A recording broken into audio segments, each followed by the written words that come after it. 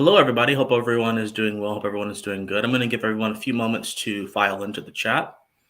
Um, I normally don't do live streams, but I think this is a great occasion to do one. So we're going to give everyone a few moments. We already got a few people here, which is really wonderful and really encouraging.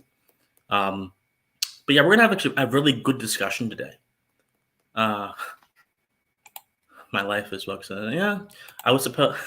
Well, we're going to get more into that as well. We're going to get into that as well. So the purpose of today's chat, before I bring in the guest Stelios, so I'll talk a little bit about before we get started as well. The purpose of today's chat is to provide clarity to a topic that I think has been really ailing the right wing in terms of how we are handling elements of the right wing who may not necessarily be on board with the vision of classical liberalism and may embrace certain authoritarian tendencies, and that is the conversation about the woke right.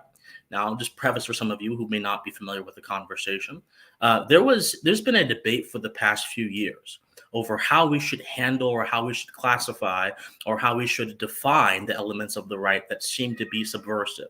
But that debate has intensified over the past few months, I would say, over the course of the United States presidential election, because President Trump recently posted something on his Truth Social page, posted a prayer to Saint Michael the Archangel, to which James Lindsay, the cardinal, the king of classical liberal rightist in the minds of many, not in my mind, but in the minds of many, decided that it would be wise to say that Saint Michael the Archangel is some kind of Gnostic invocation that is meant to undermine the anti-woke right in support of the woke rights agenda. So amidst all of this confusion and chaos and really intrigue and sensationalism, we need clarity. And today's guest holds a very distinct opinion to me on this topic. He actually, I'm going to let him speak for himself, but he's written on Twitter and other places that he thinks there is a use for the term the woke right. Crap, I shouldn't have done that. Sorry. I just drank coffee, so excuse me. I don't think there is. I think that term is actually, not only should it not be used, the term woke itself, in my opinion, is not an intelligible political phrase, number one. Number two, labeling everyone who you don't like or everyone who does not share your vision woke just because there's similarities between them and the woke, in my opinion, is a category error and a non sequitur. So with that on the table, we're going to have a pretty good conversation today, I think, and I hope all of you are enlightened. And by the way, this is a civil debate. Stelios is a dear friend of mine. I've known him for quite some time now, and I really think he is one of the most quality commentators out there. So without further ado, allow me to add Stelios to the stage. Hello, Stelios. How you doing? Hello, everyone. And hello, Christian. Thank you very much for having me on the show. Of course, absolutely. So before we get started, why don't you just tell people about yourself? I assume most people already know who you are, but tell them about yourself. Tell them about, what you do at Lotus Eaters and anything else you'd like to mention. Thank you. Okay, so basically I am presenting news for the Lotus Eaters, which is a big channel in alternative media. We're one of the biggest channels in the UK. And we are also known worldwide, especially in the Anglosphere. So I had a philosophical series. I was producing a philosophical episode once per week that lasted for 65 episodes. You have been a guest on the penultimate episode where we talked about individualism. And before that, I was an academic. And I have extensive, you could say, experience in academia. I have taught for 6 years. And I'm really interested in things that have to do with the notion of freedom in general. It's not just an issue of political freedom that I care about. I care also about notions like free will, free action, and also how freedom is connected with ethics. So everything that surrounds the notion of liberty, I have a deep appreciation of. And I try to write about it. I try to talk about it, and not just in academia. That's why I exited academia. I didn't want to just speak to 10 people around the country and 50 people around the world. I wanted to speak to a lot of people. Absolutely. And I think that you made the right decision. I think academia is a sinking ship.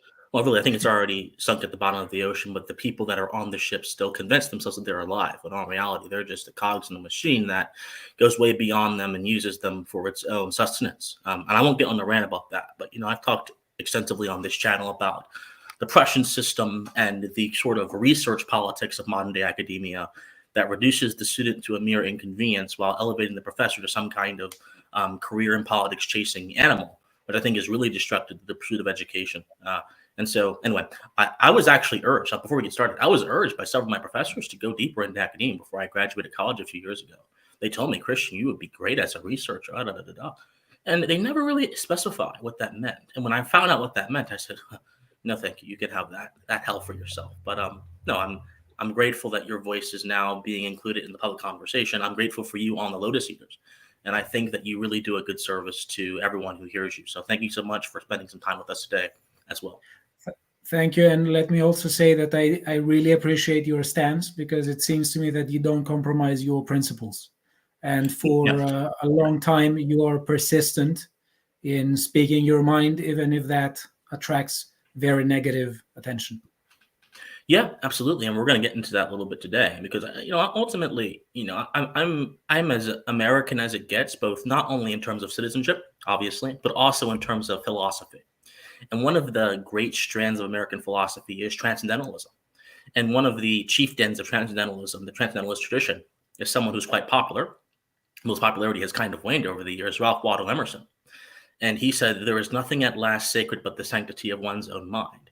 And whoso must be a man would also be a nonconformist. Those two maxims define how I constitute myself in the world of discussion and in the world of just the regular world as well. So I really, people in our field, kind of like in our field of philosophy, kind of just scoff at the transcendentalists, call them poets and literats or whatever.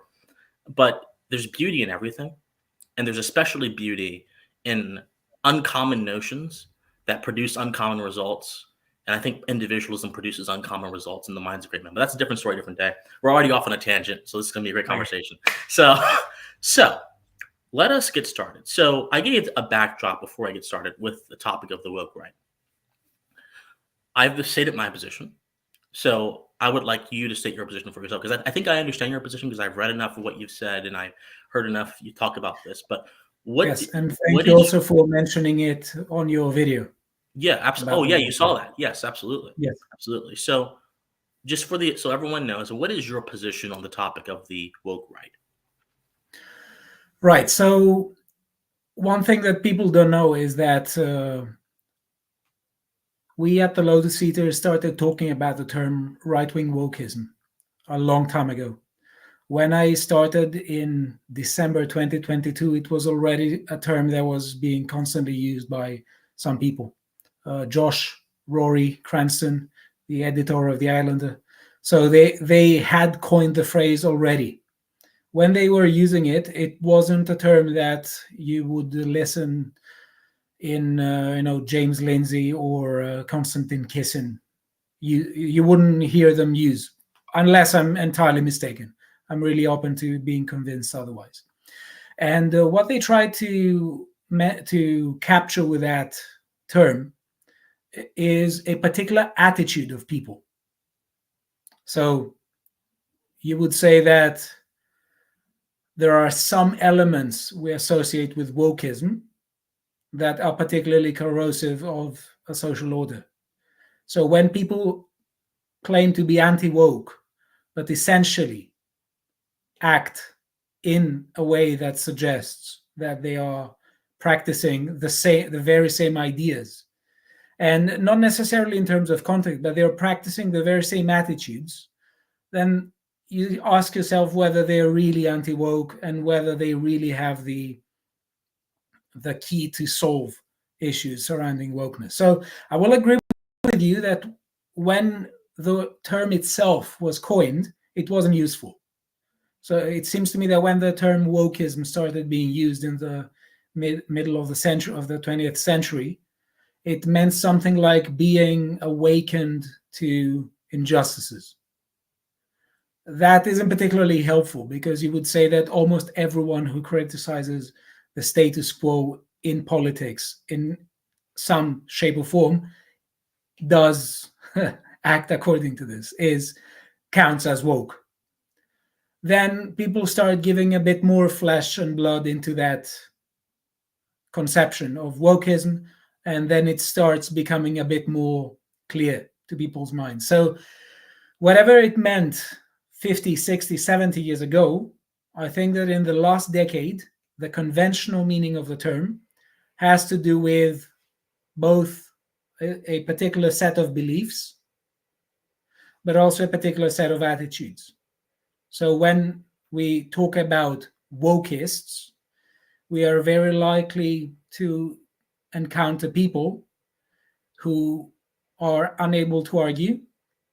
Frequently, they display narcissistic tendencies, and they are very much willing to name everyone that disagrees with them in any shape or form as an enemy, and they're interested in essentially coercing that person, whether in a covert manner, such as when they want to blackmail people, or overtly when they say, well, your rights should be, let's say, overridden by considerations that have to do with my safety, with my psychological well-being, things like that. So it seems to me that when it comes to right-wing wokeism, if we try to say that those who are right-wing wokeists are those who embrace the beliefs we associate with the woke left, then yeah, we're speaking nonsense. Because most probably there isn't going to be a significant overlap. There is a significant overlap, but not in terms of the quantity of beliefs that people agree with, but in terms of the significance that these beliefs have when we're talking about a society. So, for instance, a lot of wokeists are really happy to talk about advocating freedom and liberty, but they're also double as happy to disrespect the liberties of people who disagree with them. So you regularly have people in the US Democrat side, like Kamala Harris and Tim Walz, constantly saying that they are pro-freedom, and they are pro-free speech. But when it comes to the freedom of speech of those who would disagree with them, they're not particularly liberal. They don't appreciate this. Well, the same thing can be, you could say the same hatred of free speech or the same attitude towards free speech can be had by people that we would normally associate with the right wing. So you could say that in this case, we do have an overlap with respect to a belief. And also what I think it's something that a lot of people don't talk about is that we have a lot of commentators who are talking constantly about how the left is playing politics well and knows how to play politics well and has infiltrated all the institutions of society and subverted them. And they say that classical liberalism is entirely unable to offset this at a long march through the institutions. So they need to do something of that sort. Now, this is yet another overlap that we could say some people have. And I will also make the claims that a lot of classical liberals believe in something like this. But there are also some extra details that we would associate with some other people. So they're particularly happy with violating constitutional rules. They're not particularly happy with having a constitution. People from the left constantly say that the constitution is outdated, and there are a lot of people on the right who are saying the exact same thing. So we could say that there is a number of people who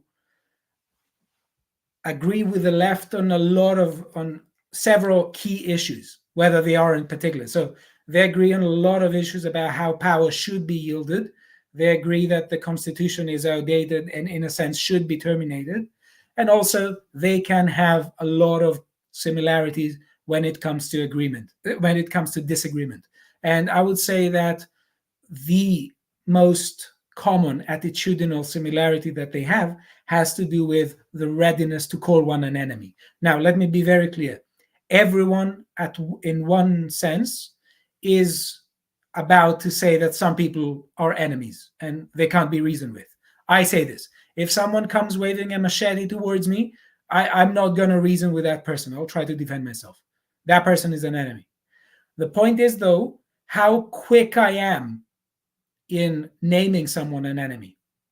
What are the criteria that I use to name someone an enemy? In this case, it's imminent physical violence. Or in other cases, it's some people who are inciting to violence.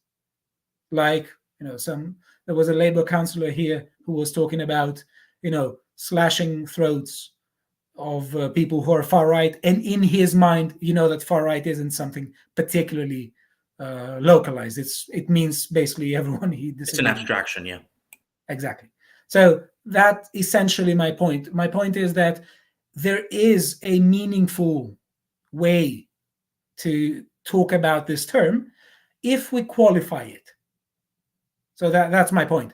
A lot of people don't care about qualification, and they care about tribalism, and Twitter is especially bad for this.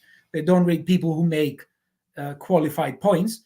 They want tribalism, and they just generate noise because this helps their audience growth.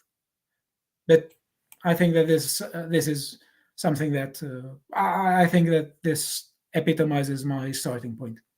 Okay, so I'm going to try to see if I got your viewpoint. I've been taking notes while you've been speaking. So, wokeism is to you fundamentally an attitude, and this attitude exists on both the left and the right. And there is an overlap with respect to belief in some cases when it comes to this attitude. And these beliefs are as follows. Number one, classical liberalism cannot offset the leftist erosion of the institutions, which is shared on both the left and the right. Number two, anti-constitutionalism. Both of them are critical of the Constitution. And number three, both of them believe in what we call the friend-enemy distinction. In other words, that you can label someone an enemy in a political sense readily enough. Is this your belief of what wokeism is? So I think it's good, but with one caveat. A lot of people are talking about the friend-enemy distinction, and they're associating it with Carl Schmitt, the German jurist of the 20th century. I think this comes from the concept of the political, which is one of his key texts in the early 1920s, about 100 years ago. My issue with the friend-enemy distinction isn't that it is false, it's that it's incredibly abstract. That's why I said before, everyone to a degree believes in it, because everyone to a degree thinks that some people are enemies. The question is more attitudinal. How quick are you to name someone an enemy? What are your criteria for naming someone an enemy? And also, obviously, there are other stuff of Schmitt that I don't agree at all about, and I think that they're incredibly corrosive for any society, not just for the US or any Western society. I think it's a recipe for disaster if you care about any kind of patriotic revival of any nation. Yeah, well, I'll say this very shortly about Schmitt before I respond to some of the things you said.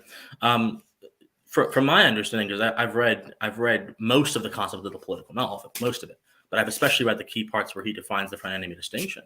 Schmitt takes a very reductionist approach when it comes to this, and he believes that the core of politics is this distinction. Whereas a classical liberal might view the core of politics as a process that is based upon moral science, i.e. natural law, or some believe in utilitarianism, there's that divide, that is meant to preserve the very specific limits of government and allow civil society to do its work. So I think that there's just a lot of daylight between the Schmittian vision of politics and what we as classical liberals would embrace as politics. It's just utterly reductionistic. And I think it's really an anti-idea. It's an anti-idea because it serves to further one thing, and that is the dispersion of power for the sake of some broader unnamed political agenda.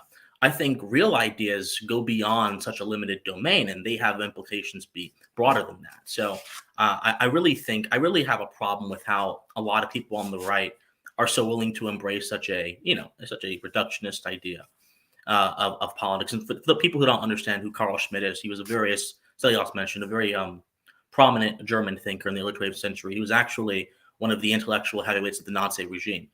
And his ideas are having a resurgence today in the minds of some people because they're trying to find a way to move beyond, I would say, a classical liberal kind of politics. And they're pulling from different sources. They're pulling from the pre-Enlightenment sources, Some of them are pulling from Thomism and Thomas Aquinas' belief. Some of them are pulling from medieval scholasticism. But most of all, a lot of them are pulling from Schmidt, which is certainly a problem. But you can address that later if you want to. But let me get it more into the sort of wokeism things that you've identified. So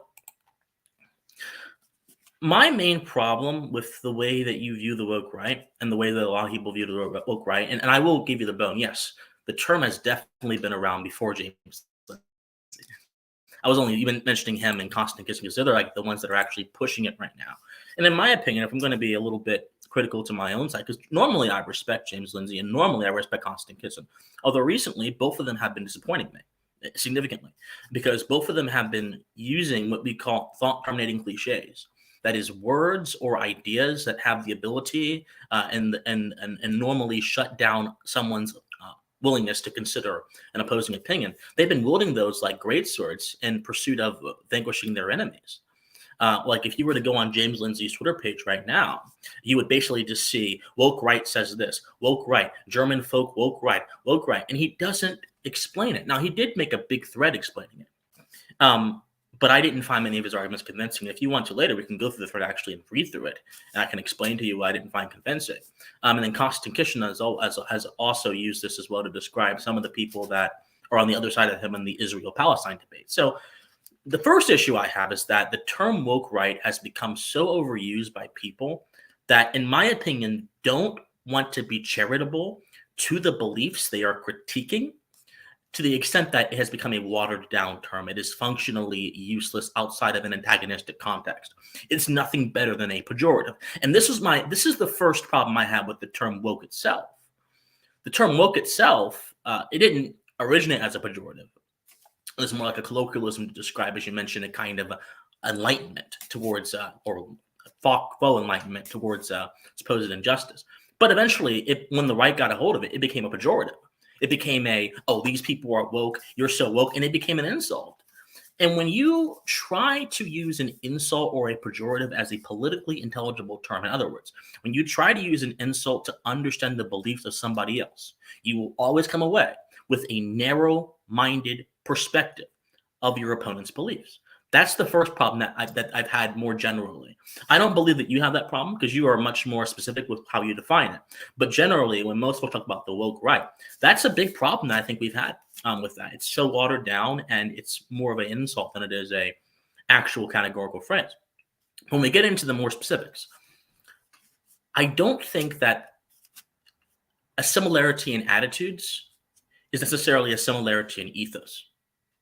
So let me give you a clear example of this. So there's an economic system called distributism, which was one of the biggest advocates of distributism was G.K. Chesterton, a very popular Catholic Christian apologist philosopher. And distributism takes a role of power that defies the laissez-faire spirit that many people, I would say on the classical liberal right, on the American right, have generally treated economics with. In that it believes that economics and the community are not wholly distinct, that one should serve the other. The community should be the master of economics. Well, to the untrained ear, this sounds a lot like communism, but it's not communism. It may wield power in a manner that might make that a communist might find acceptable. They would certainly go way further than that, but it's not communism. But the distributist and the socialist or the communist or whatever, they both have a similar belief about how power should be used to reorganize economic relations to the benefit of something, and to whatever value that might be. But I would not dare call the socialist and distributist the same thing, because the distinction between the kind of world a distributist wants, a distributionist, wants, and a socialist wants, are two different things. You see what I'm saying? And so, if you're going to say that somebody is woke, it has to be more than just a similarity in attitudes. It has to be more so a similarity in ethos. Because in my opinion, woke is primarily about belief, not merely about attitudes. Because attitudes, someone having an attitude says nothing about where the attitude comes from. So I can say, for example, that Che Guevara and Adolf Hitler had attitudes towards power that were very authoritarian. Well, it's true, they did. They definitely did. Both of them were mass murderers. Both of them really thought political power could be used to reorganize society. But that doesn't define the ethos. Hitler believed in the concept. Hitler's belief was formed within the backdrop of the concept of the Volk, the sort of abstraction about the German people, and then secondarily, it was formed in the backdrop of the concept of the Aryans. Che Guevara, his beliefs were formed in the backdrop of the concept of the working people, of basically just basic Marxist principles. So we can say they have similar attitudes about power, but that says nothing intelligible about where the attitudes come from. And what matters more is where the attitudes come from, not that they have similar attitudes. Because having an attitude by itself says nothing about a person's value system. It says something about their conduct in the particular temporal moment in time. So even sharing positions with some other group that may be similar to theirs, also, in my opinion, does not mean that you share their ethos. So, and you mentioned constitutionalism, and I'm actually happy you did, because I actually did a video on this channel about left-wing and right-wing and anti-constitutionalism. And I think that it's really a perversive problem. We agree with that. It's really a serious problem. But left-wing anti-constitutionalism basically says, at least it has historically said, if you look at the history of ideas in the United States, that the Constitution is not aptly well-oiled to consider the demands of the society, that it is disconnected from the demands of the people. Right-wing anti-constitutionalism, at least more recently, has said that the Constitution is outdated because it was created in a world where the culture was distinct than what it is now, and where also legal realities were distinct than what it is now. Now, the truth is, and there's also more arguments on the right-wing anti-constitutional side, but that's basically the crux of their argument. If you see people on the road, not the road, excuse me, you almost got me, Stelios. People on the more authoritarian right saying constitutionalism is dead.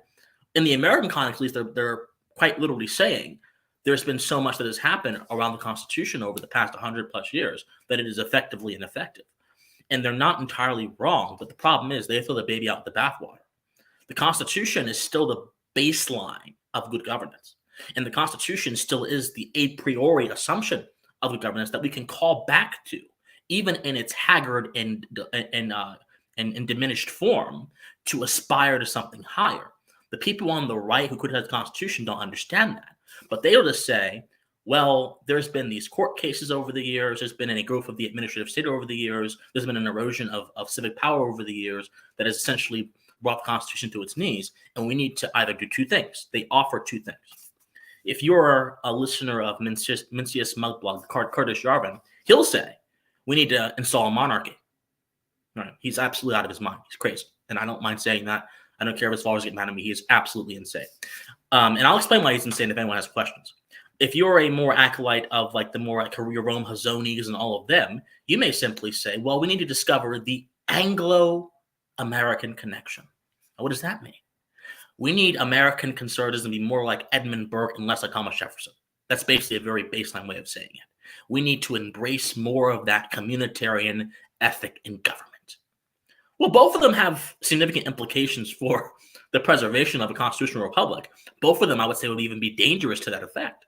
Because the Constitution, at least in America, and constitutionalism in general, is meant to constrain, above all else, has several functions, but is primarily meant to constrain the scope that the majority has over the minority. That is, in my opinion, the primary function of constitutionalism. There are other subordinate functions, but that is the primary function. And it does so by not preferencing one group over the other. So in other words, the Constitution's existence actually defies the friend-enemy distinction. It does so by preferencing broader principles, axioms, general truths for a political system to be built upon. So, as I mentioned, I don't think a similar attitude on anti-constitutionalism means a similar ethos. Leftist critiques of the Constitution have generally been all about bringing the Constitution in line with the demands of the people, which may mean abolishing it. Woodrow Wilson literally said in several of his works, he said that the United States is built upon Newtonian laws. We need to be focused on more like Darwinian laws, because society goes by Darwinian laws. The Constitution was built on Newtonian laws. What he was saying was the Constitution was built upon general principles that are detached from, in his opinion, the world, whereas Darwin is more intimately involved with the progress of life and that society changes. Well, he was wrong in that Darwin's evolution occurs within Newton's laws. But anyway, that's a different story, different day. But this was the progressive attitude about the Constitution. So the ethos is different. If you were to get a progressive, they may say the ultimate outcome is to create a beloved community. The ultimate outcome is to create a society where equity flourishes. If you were to get a rightist, a more authoritarian rightist, they may say the ultimate outcome is to create a virtuous society, or something of that sort. Or the more ethno-nationalist ones may, have some weirder beliefs about where that leads. But I think it simplifies their belief systems to call all of that woke. And the attitudes themselves are not really intelligible to that end. And before I let you go and do more, my apologies about this. I have to be very thorough because this is a very thorough conversation. Before I let you go and do more, there's one last thing you mentioned that I want to get into. Yes, the friend-enemy distinction. So I think we kind of touched on that already, or rather the friend and enemy kind of touched on that already. So I'll kind of leave that there, and we'll discuss it maybe in the future. But all in all, I think, just to summarize, what you get wrong is, number one, you conflate attitudes with ethos, which is, in my opinion, incorrect. Number two, you conflate like positions with having kind of like the same foundation, which is also, in my opinion, incorrect. And you draw the line between those two things in order to create some kind of synergy between the woke left and the so-called woke right, which I think ultimately falls apart upon deeper scrutiny of their ideas. That's my primary complaint, and so I look forward to your response. And by the way, guys, in the chat, I'm going to read your comments in a moment. I just want Stelios to get his opinion in, then I'm going to read your comments, so don't worry. Yes, I mean, do you want to read them now? Because you have raised a ton of issues. So I have, yes. Yes, let me do that before I get into Stelios, because you can take as long as you want, man. I don't mind. Yeah. Let's see. Okay.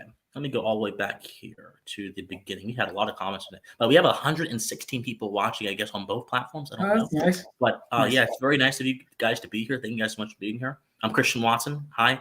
You can subscribe to me on YouTube or follow me on X if you're not already doing that. I would appreciate it.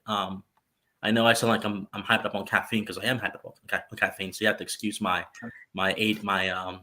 hyperactive disorder day. Let's see what we got here. So I think both have problems, but not the same problems. For example, the right has a better relationship with free speech than I would generally agree with this. Generally, yes, I generally agree as well. I agree with this. I don't have a problem with this. Generally, I mean, the only thing I would mention is that there are, of course, extreme examples on the right that we're kind of talking about today, that actively on their Twitter feeds and on their social media feeds actively praise blasphemy laws, or actively praise obscenity laws, and wish society to return back to that.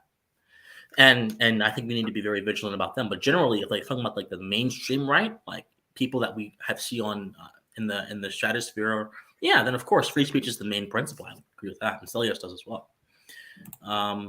What does it mean again? We'll get into this a little bit later. I think we've kind of already gotten into it, but I think that this is worth discussing. But from what okay, so I'm going to tell you a definition that is oftentimes used by James Lindsay and others. Generally, people believe, like Lindsay, that to be woke is to have critical consciousness. That means to view the world in terms of the power structures and systems that supposedly constitute the world, and to base your entire moral system within that context, which is to mean to base your entire moral system into a subjective pursuit of power. Now, whether this definition is correct or not is up for debate. Again, I think it's simplified. I think that there's a lot of problems with it. I would even say that if we really want to be bare bones about it, we could just say that wokeism is merely authoritarianism dressed up in the language of the benevolent activist. If you want to be very simple about it. Now, obviously, that leaves much to be desired. There's a lot more we have to discuss. But if people who don't have an interest in getting involved in the philosophy, because there are some that do not, that's a working definition that you can use to at least begin to try to approach these issues. But don't stay there. I would always try to find deeper ways of addressing things.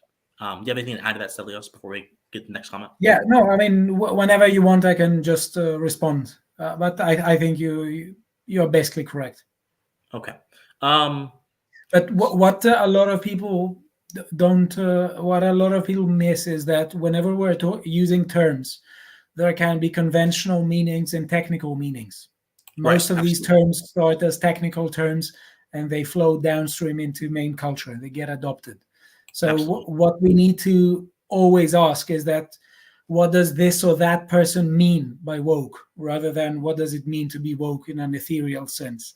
It's just a term that is relatively recent. So Yeah. it really depends on how each person uses it. There are people who use it in a really, really nonsensical sense, such as I said before, right-wing wokeism. If they want to say that there are right-wingers who essentially see the world in the same way as leftist wokeists, no, they don't. There may be some similarities, as I have been arguing, and as other people just say no, but essentially it's one of those terms that we need to ask right now: what does this or that person mean when they use it?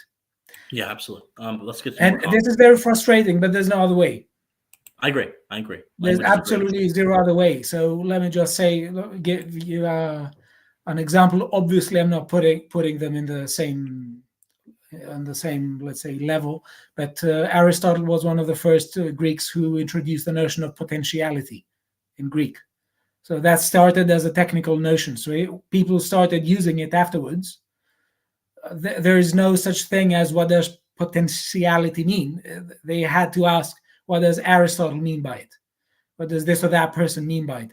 Now we are using this term in several languages for millennia. We have a much better understanding of it. But especially when terms are new, there's no alternative to asking, what does this or that person mean by them? Which is incredibly frustrating and is very much, I would say, it's one of the main arguments why we shouldn't introduce new terms. Yeah, that's a But very once important the debate. genie's out of the bottle, it's out of the bottle. So we need to see what's going Absolutely. on. So do Um, you want me to respond to your point?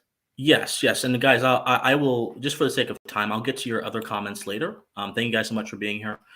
So please take as much time as you need to respond to everything I raised. Yes, okay. So point number one, because I think that this is your main claim. You said that a similarity of attitude doesn't mean a similarity of ethos. And you're telling me that, for instance, people like Che Guevara and Hitler didn't have the same ethos, although they had the same attitude. So what did you summarize my number one position as? How did you summarize it?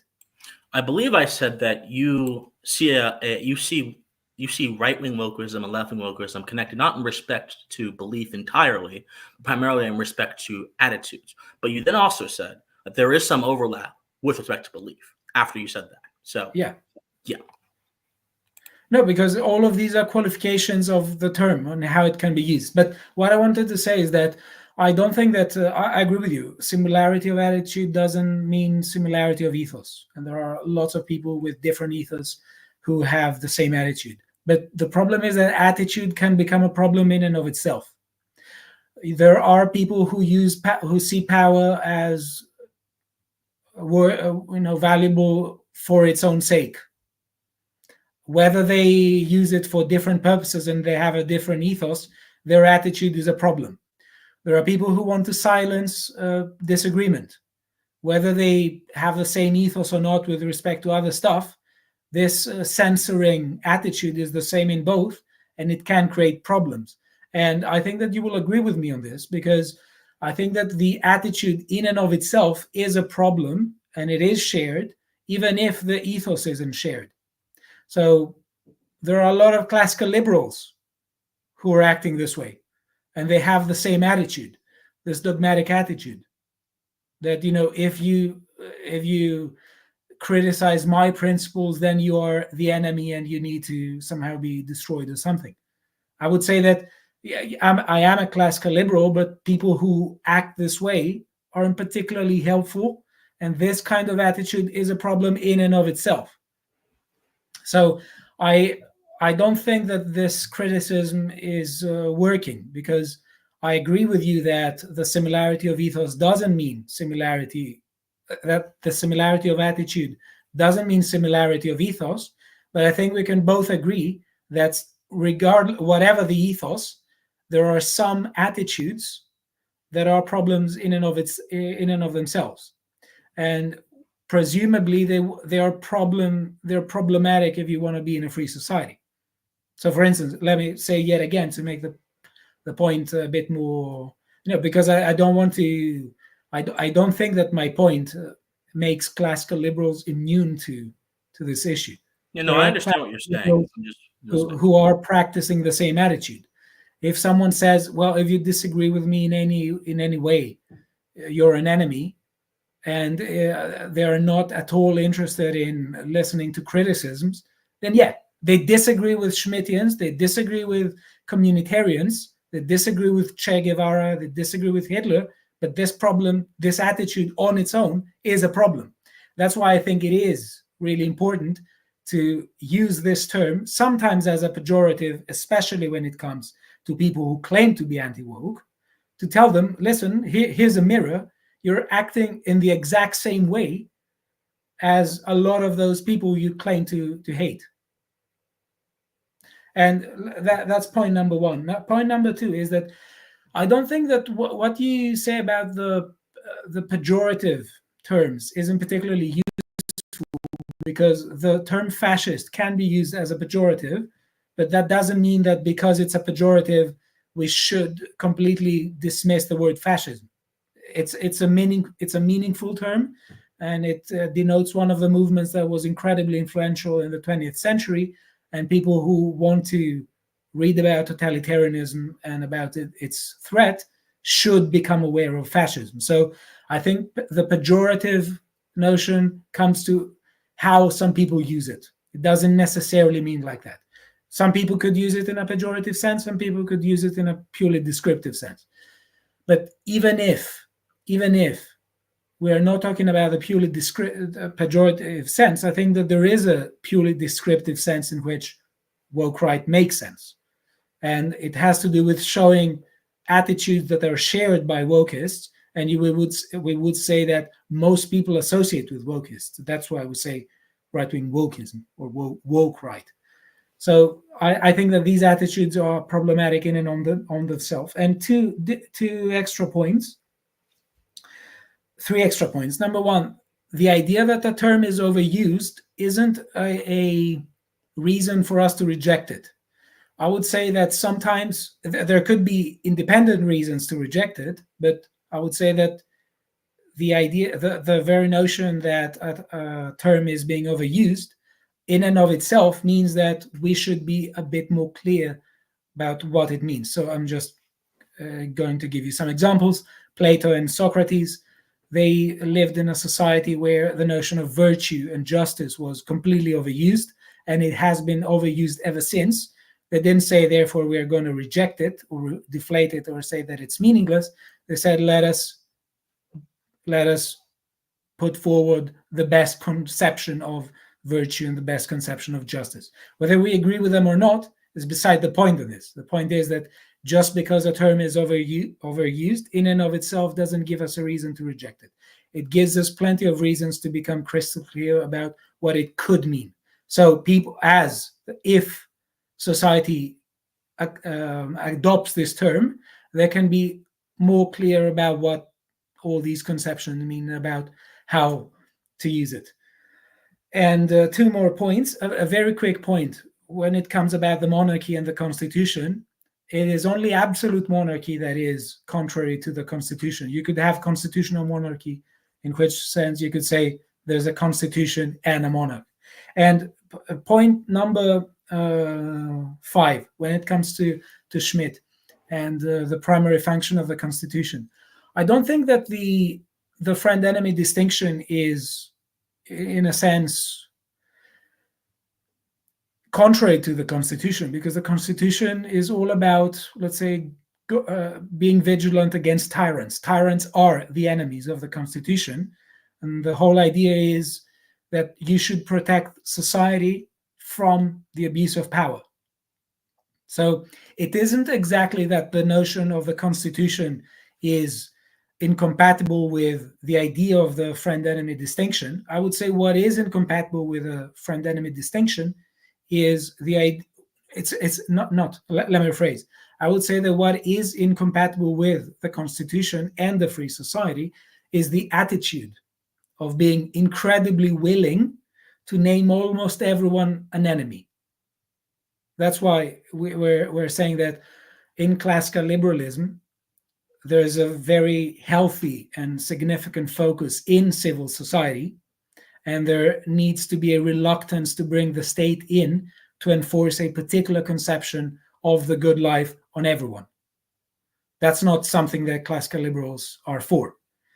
So I would say it's not so much that the friend-enemy distinction is incompatible with the Constitution.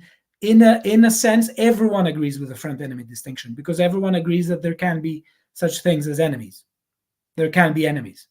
I would say what is the main problem is the willingness of some people to name almost everyone they disagree with them as an enemy, which leads them down the line to say, well, the Constitution represents an obstacle to my will to crush my enemies. And the question is, okay, how do you define an enemy? Enemies exist. The question is, how do you define an enemy? And the difference in conception about what the fundamental nature of politics is, I think that we could just have an idea from Thomas Sowell as distinct from the Schmittian idea, that you would say that politics involves a significant degree of compromise between people in society who have different conceptions of their private interest as well as the common interest. I would say that that's the main issue with Schmitt. What do you think? So I think I summarized quickly my 5 rebuttals. Yeah. And so I'll do the same thing in kind as well. I'll say I agree with some of what you said, but we have some disagreements that are still persistent that I think are very important. Especially, I don't agree about the Schmitt thing. I think that there's a little bit more that we have to add there to really get what he's saying. But before we get into that, I've been neglecting my chat, and I'm so sorry, guys. So my apologies. If you're new here, thank you guys so much for being here. I'm Christian Watson.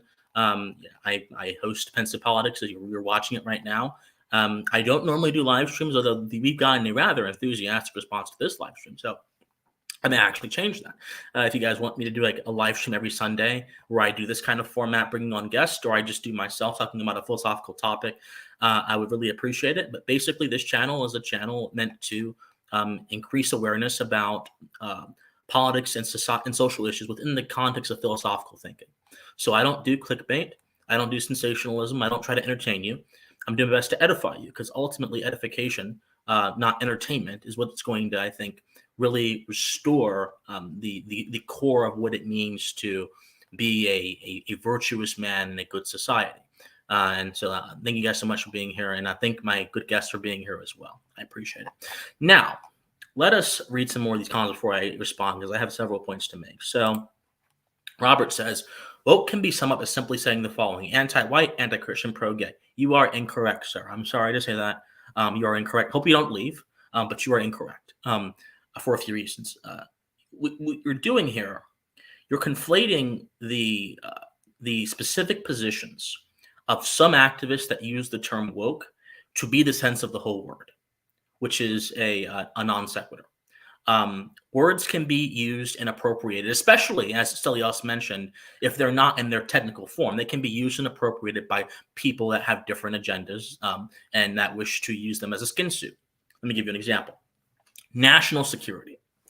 Now, in the 1950s, there was a lot of academic attention to the word national security, because it was seen back then, more so than it is now, as an ambiguous political symbol. There's an article that was written by a Harvard scholar back then, when Harvard was actually, I think, better than it is now, that said national security is an ambiguous political symbol. What he was trying to get at is that national security was constituted in such a way that some people had a sense of what it meant. In other words, let's secure the nation.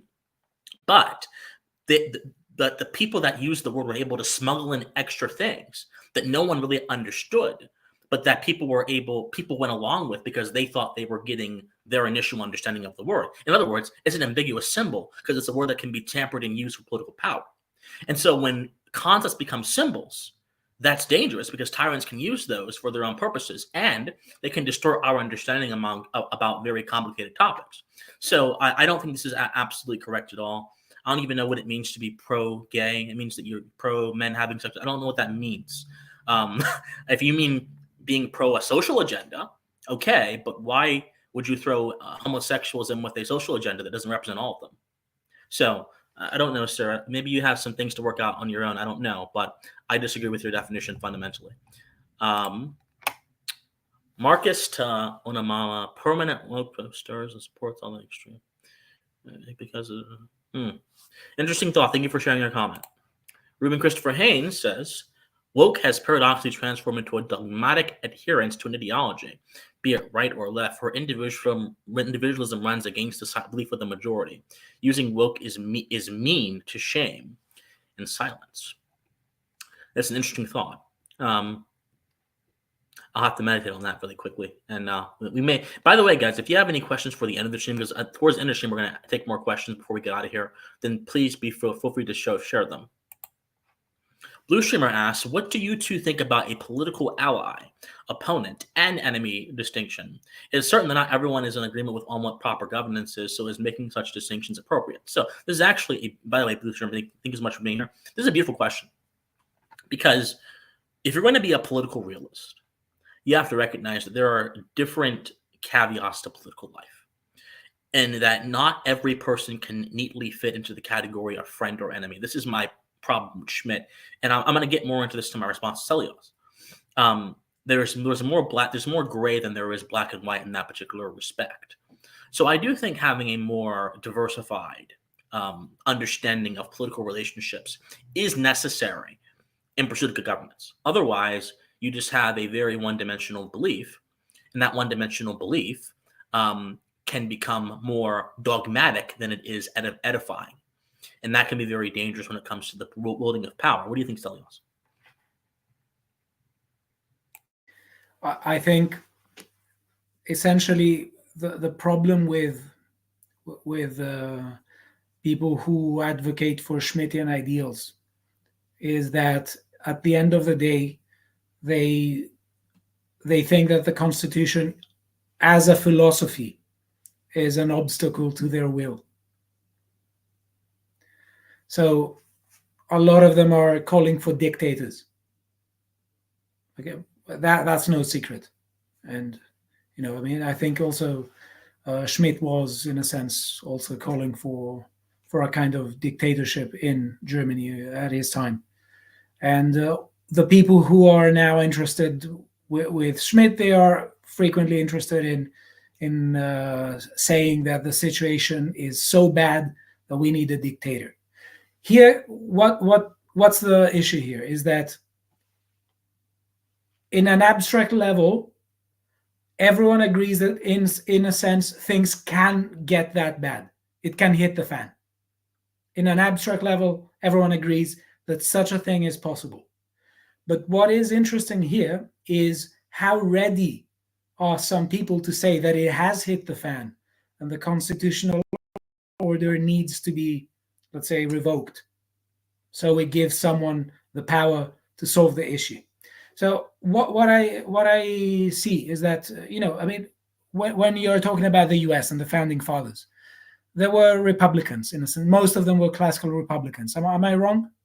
I think that's fairly uncontroversial. No, classical republicanism was the prerequisite to Americanism. Absolutely, 100%. Yeah, so classical republicanism originates in, you could say, in ancient Greece and ancient Rome, mostly ancient Absolutely. Rome. The office of a dictator was an office in Rome. That's no secret. And there were dictators who were particularly viewed very, very positively, like Cincinnatus. I think that there is the order of the Cincinnati, who is considered in the US as an order of patriots.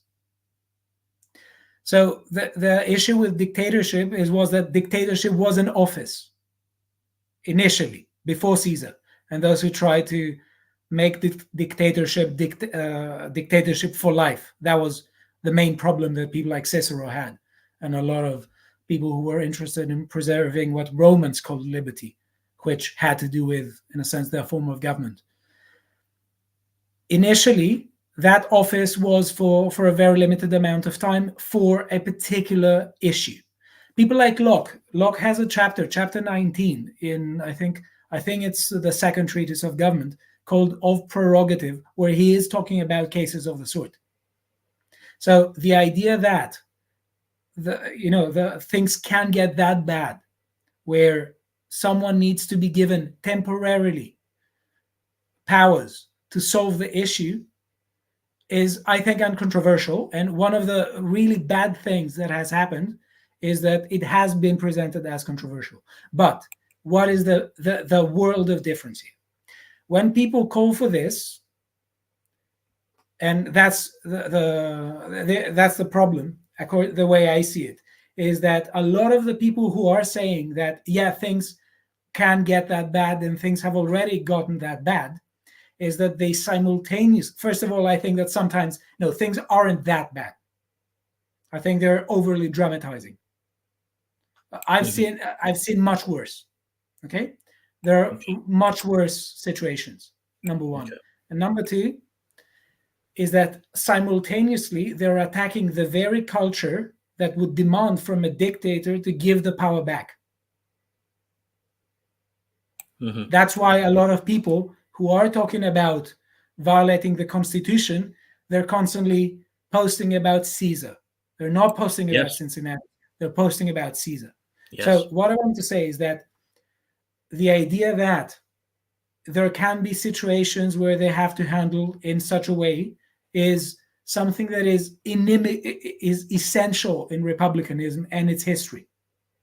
But what is also essential in republicanism, you would say even more so, is the very culture that is against the abuse of power. So, for instance, Cincinnatus was someone who would presumably want to give power back because he would be afraid of keeping it. And even if he weren't afraid himself, he wanted to give it back. The whole goal of having the office within that context was that the dictator had to be afraid of his life and therefore would give the power back. So the problem now with the people who are glorifying Schmidt, the way I see it, isn't that they're saying that in some cases there are enemies, and in some cases the situation can get catastrophic. The problem is that they are attacking the very culture that would demand a dictator to give the power back.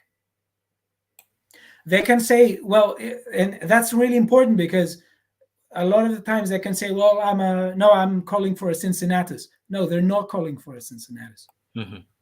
So you see, it seems to me that there are all sorts of attitudes inbuilt into it that have nothing to do with beliefs.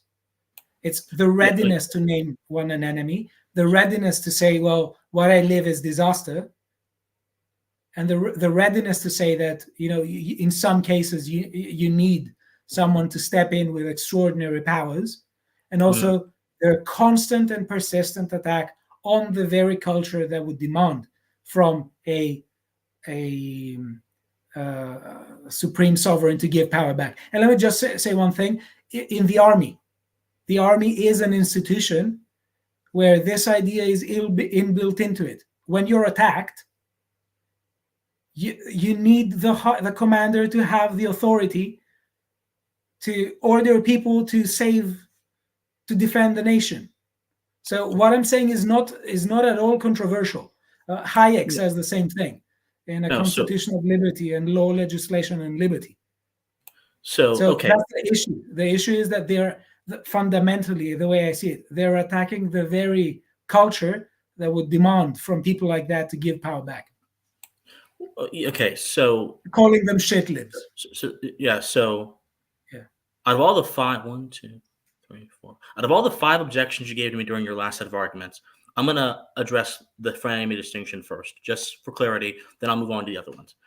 So, I think you're right. They absolutely are attacking when you say they're attacking the culture that would demand a dictator to give the power back, what you're saying is they're attacking a culture of corrective, which is a culture of a free people.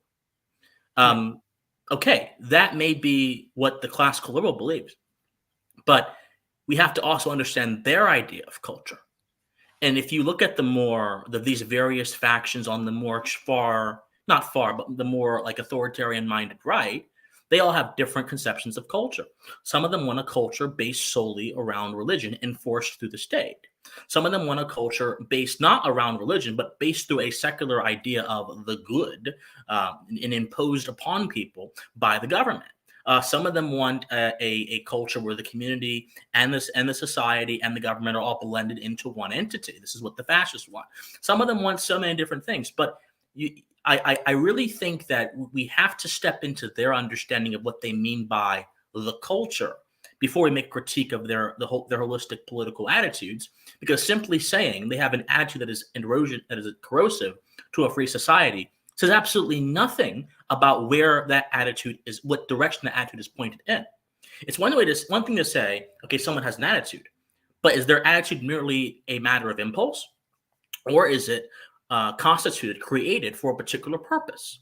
And that, I think, is the key problem with your overall argument, Stelios, is that you're defining wokeism as an attitude, when I think it is far more than that if it is going to be used as a politically intelligible category. Here's what I mean by that. So we have to make a distinction between attitudes and ideas. An attitude, and then you can come up with my definition in your response if you want to. That's totally fine. An attitude is a particular kind of posture that someone has towards a particular thing. So if I have an attitude about my car insurance rates being too high, for example, I might not treat my insurance agent too kindly on my next call with them. This is a colloquial example. It's my attitude. But the overarching idea, for example, of needing to have a car for XYZ or needing to have a middleman insurance agent for XYZ purpose, those things, even though my attitude may interact with them, still remain unchanged. And those things are actually the presupposition to my attitude. If I didn't have a car, and if I didn't have a car, I wouldn't need to be upset about insurance rates going higher. If I didn't have an insurance agent, I wouldn't need to have someone to complain to. So my problem is, you're saying wokeism is an attitude without considering the presuppositions for wokeism that make it more than an attitude. Wokeism is far more than an attitude. And I don't think that looking at similar attitudes on both left and the right is a good way of intelligently understanding the beliefs that both of them have towards political power, even if they're similar. This is the crux of our disagreement. Second point you made is that pejoratives can be useful when you use fascism as an example. Well, fascism, I think, has a longer standing in the history of political ideas than wokeism does. And fascism, for a good portion of its history, I think probably up into like the 80s or the 90s, because that's when I started, reading academic papers, seeing from the 80s and 90s, seeing that people use the word fascism more pejoratively. Especially now, you see people like Hillary Clinton and Bernie Sanders in the American context, and people over in the UK with Labour using the word fascist to describe rather milquetoast right-wing beliefs. Yes, you do see it eventually become used as a pejorative, but it wasn't established as a pejorative. And my problem is, even if wokeism was established before it became a pejorative, in the minds of its greatest critics, it is fundamentally established as a pejorative. That is the biggest issue. Does this mean that it's not useful? No, but it also means that it is not really the best way to understand an idea if you understand it from a point of contempt. Because if you understand an idea from a point of contempt, you won't be charitable towards it, and you will only have a particular version of that idea within your head. Fascism can be understood without from a point of contempt, because fascism existed way before it became a pejorative. It's an actual system of belief. Not only that, but I think fascism is more well-defined and more well-ironed out, whether it be by virtue of time or by virtue of the various things that have contributed to the fascist tradition, such as Schmidt or Evola. It's more well-defined and more smoothed out than the word woke. I can go back and read Giovanni Gentili's Doctrine of Fascism, written for Mussolini, Il Duce, to employ in his political context. And I can see that fascism clearly rejects Adam Smith.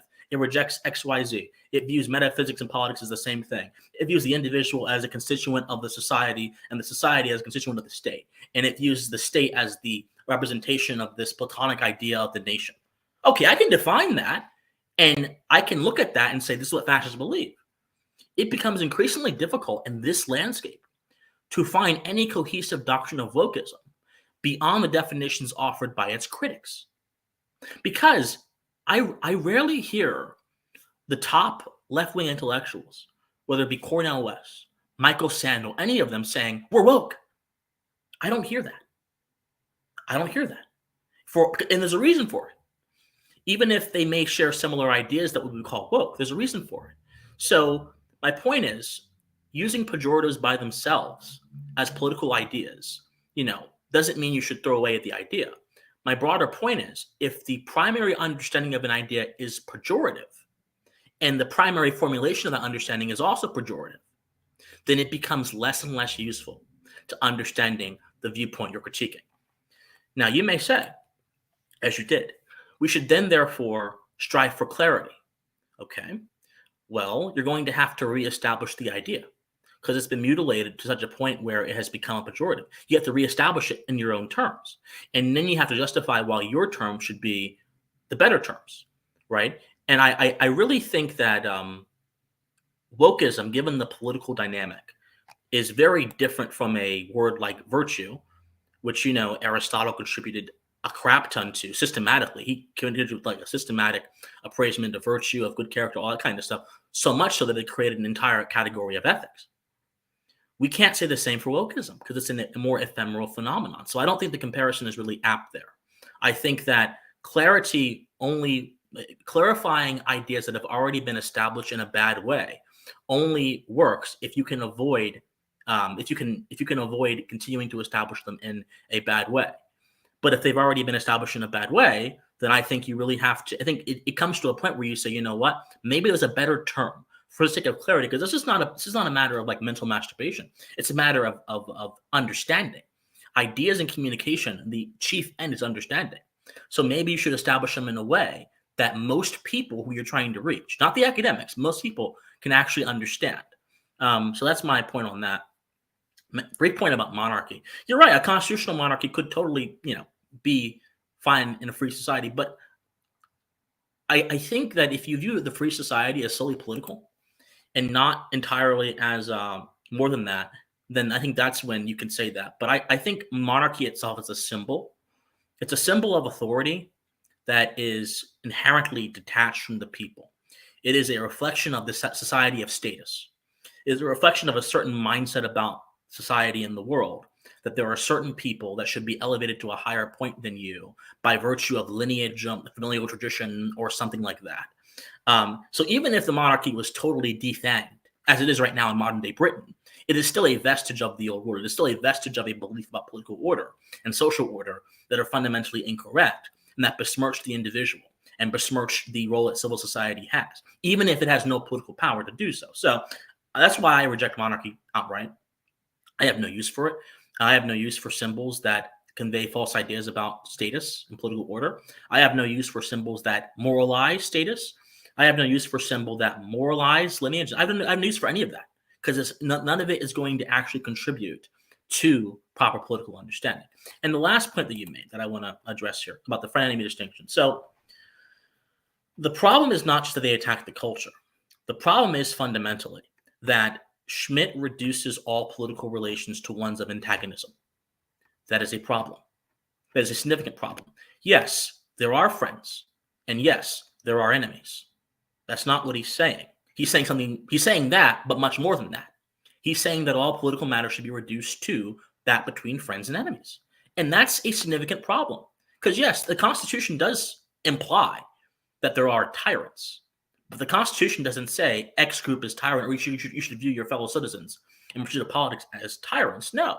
In fact, if the Constitution implied that, the Constitutional Convention would have gone much more differently than it actually did, because there was a lot of heated debate during that convention between those who were in the agrarian states and those that were not in the agrarian states. Actually, the issue of slavery was one of the most hotly contested issues in that convention. And there was a point where both sides just held their hands up and said, you know what? If you want to have slavery as an economical system, fine, we won't fight you, but we don't support it, we don't agree with it. And those who supported slavery were just like, yeah, it's an economical system. Now, if the friend-enemy distinction had been applied in that particular context, those that oppose slavery could have easily said, no, you guys who are slavers are monsters, you're evil, we're going to fight you to the tooth's end. And that would have resulted, in my opinion, in the not coming of age of America. America would not be here. if the friend enemy distinction had been applied during the Constitutional Convention. And there were several such cases, right? The Second Amendment, for example. The Second Amendment is actually, the text of it is a result of compromise. So people oftentimes misunderstand what it means to say a well-regulated militia. A well-regulated militia was a result of a compromise between people that had classic Republican ideas and people that had more centralized ideas. And they came together and they worked on the Constitution, and the Second Amendment was one of their architects, and they wanted to include certain language to reflect their ideology, hence the Second Amendment. So again, if compromise is a key, as you mentioned, as Thomas Sowell said, if compromise is a key of political relationships, then you can't entertain the friend-enemy distinction beyond a very baseline appraisal of there being friends and there being enemies, which is a common sense notion that is not an ideology. It's not even an attitude, it's just a fact of reality. But the moment you take that to be the overarching idea of political relationships is the moment I think your politics becomes not constructive. It becomes destructive. So those are my disagreements. And there are some comments I'm going to look at really quickly. Someone said, I came in late to this. Was wokeism defined? Look, I think we tried. I tried several times. I think Stelios tried. In my opinion, and I'll let Stelios respond to this, I think our main disagreement is he views wokeist tendencies as attitudes that in some cases have overlaps with belief, but not in all cases. I view wokeism, if it is to be viewed at all in a useful light, I don't even think it's a useful term at all, but if it is to be viewed in a useful light, I view wokeism as a worldview, a particular set of ideas that are particular to a particular side of the political aisle, and that are misunderstood by the use of the term the woke right. So I think we tried several times, but no, we didn't agree on one definition. So I have to come in again and just say this. So please. The term wokeism has a history that it has. It started with saying that being woke means being awakened to, let's say, systemic injustices. I think on its own, this doesn't say much. Almost everyone who disagrees with the status quo would count as woke. After this, it has assumed a different meaning. And I think the best way to view it is to see how people who are woke or people who are called woke act.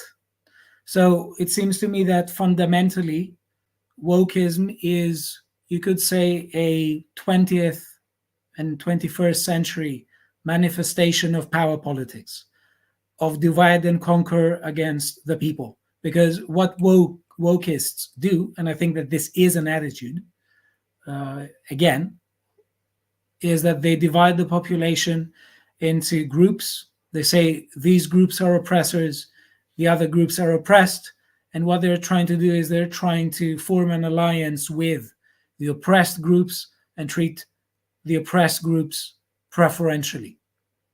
And I think that this is, in a way, power politics. You could say every people from everywhere play power politics.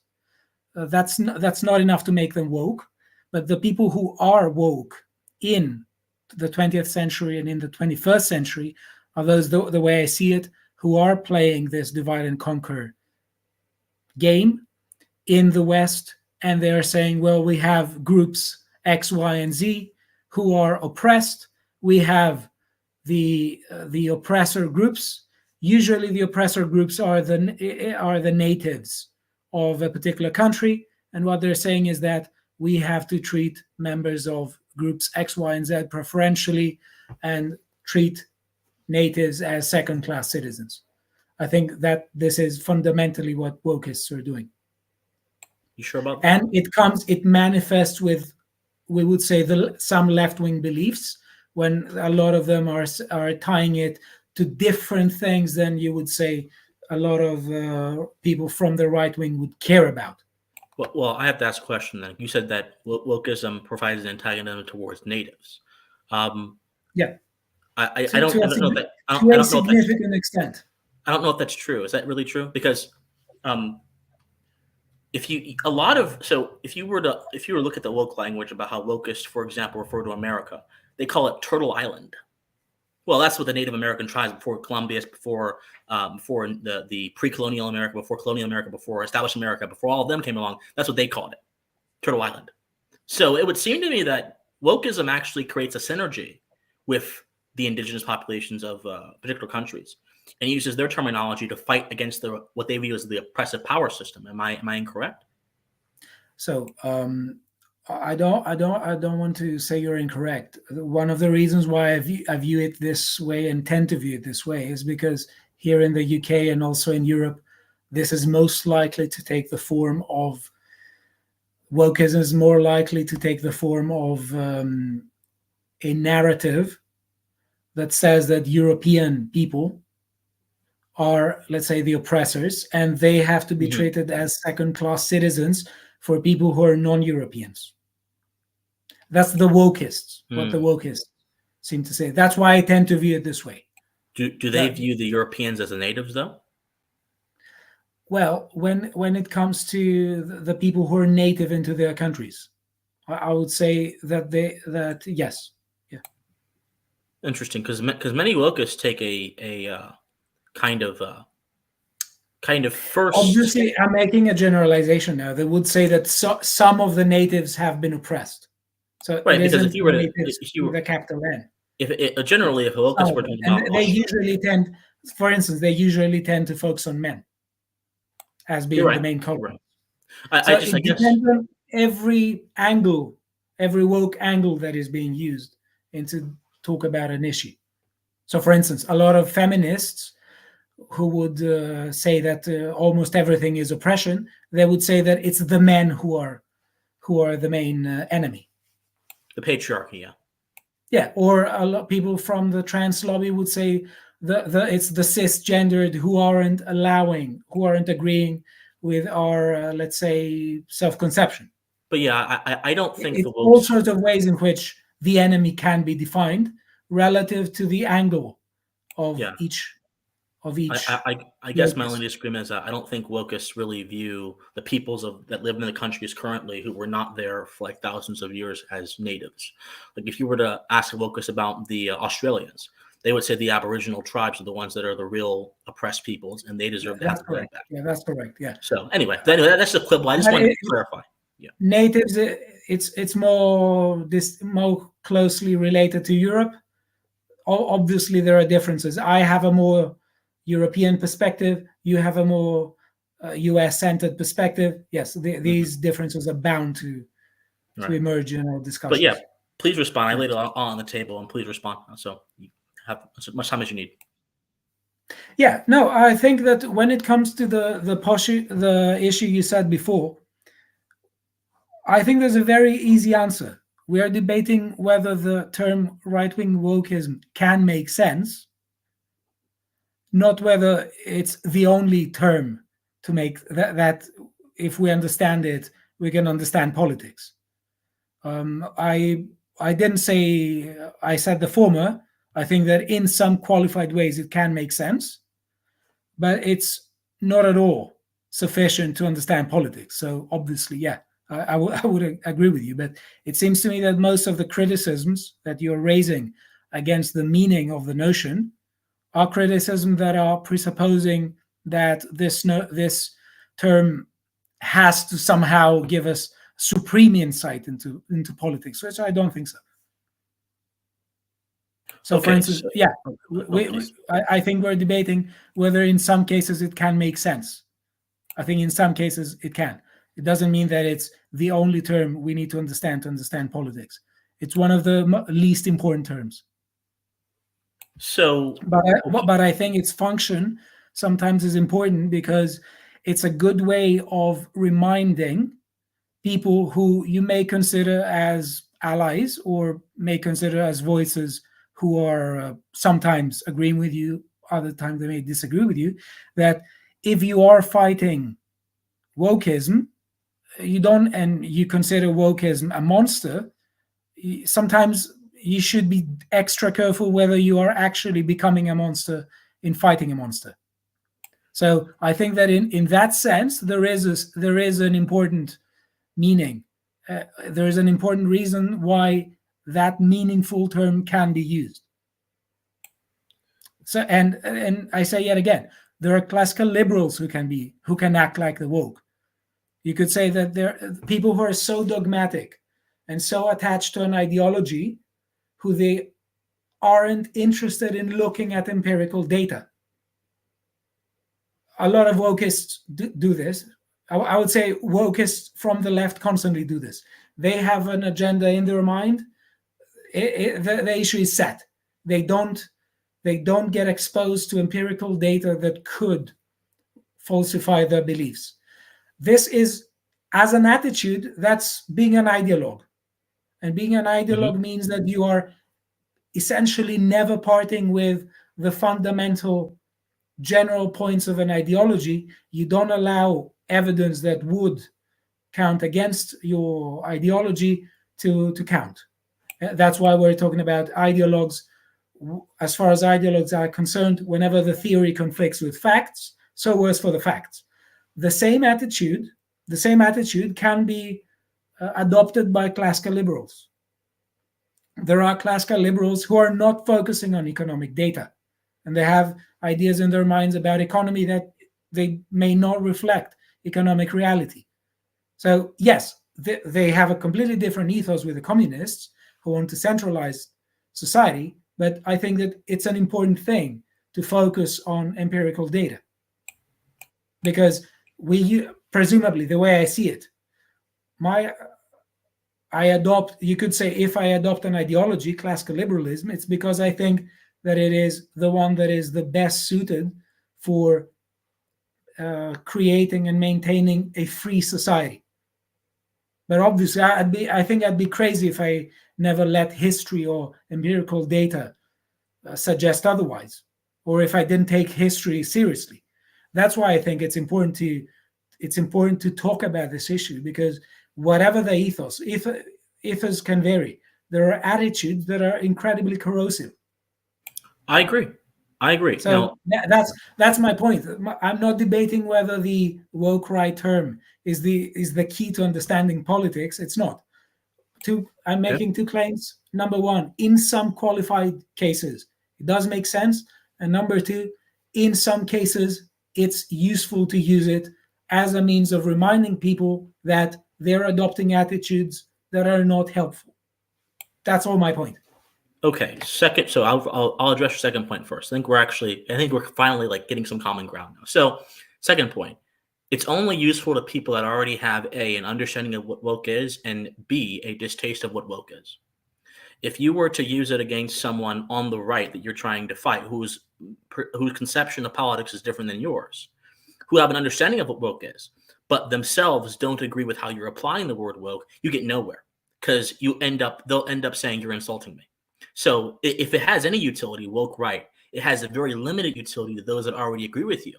And then you have to ask the question, okay, is their conception correct? Is my conception correct? Do we share a correct conception?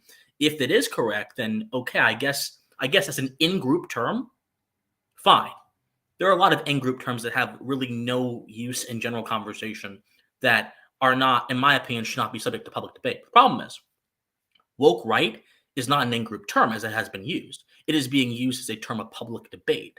And when a term becomes a term of public debate, where people who have different conceptions of the word woke, or who you may be calling woke and may disagree with you, may feel insulted, that is when you have to ensure the term is airtight. And they have to ensure the term is actually proper beyond those that are agreed. That's the second point. The first point I want to make to you is that, oh God, I'm having some brain fog. Give me a moment. This happens sometimes because I don't really use teleprompter or something like that. The second point I want to make is that yes. So, oh yes, okay, here it is. So, what is the use of a political term if it is not meant to clarify something? If it is merely meant to demonstrate an attitude, not to actually clarify something, then I think that term is not useful. So you say that, no, woke right is not a good term to understand the whole of politics or to have great political insight. Okay, then why use it? If it's the second point you made as an in-group term, okay, use it as an in-group term. But if it's a general term, don't use it because, again, it falls apart. political terms that are not well defined, that are slippery, and that refer to like ephemeral things like attitudes, they are not going to actually give you much insight. They're only going to signal a particular message to people that already agree with you. So I think on both points, I don't think the term woke right either is really useful. I'll concede, maybe it's useful in a in-group setting. That's it. That's it. Beyond that, I don't think it's useful for public debate. And that's been my main point this whole time. But that is, I would say, how most terms. That's how most of these terms are used. What do you mean? So, for instance, let's say a lot of these terms are used for limited audiences, because there's a limit to how much to who you can debate with. So this is a term. Maybe it has a niche use. Yeah, probably. I don't see something particularly wrong with that view. Yeah, it has a niche view. We agree on that. And but I never said that it's the key to understanding politics. But when it comes to public debate, it can have an extra use, because it's also a way of reminding people, even if they don't subscribe to that narrative, that as far as some people are concerned, there are people in the right and on the left who have some tendencies that are particularly corrosive of having a free society. And also, I would say it's also a case study of how it shows that some people are the exact same thing that they're fighting. In which case, you can show much more easily how, at the end of the day, the important thing is power for them. I agree. Because in politics, I think that this is one of the most important things. People can lie. Well, everyone knows this, but few people can understand this. They don't connect the dots. If people can lie, you need all the signs you can have in order to be able to expose such a lie.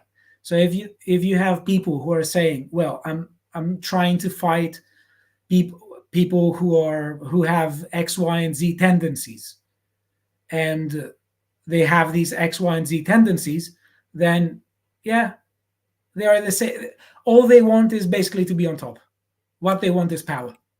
Wow. So I think that in such a way, it is important, because there are people. Let's say the left right now has a lot of power, a lot of institutional power, and they're using it to persecute everyone who disagrees with them. I don't think that the solution to it is to do the same thing in reverse. I agree.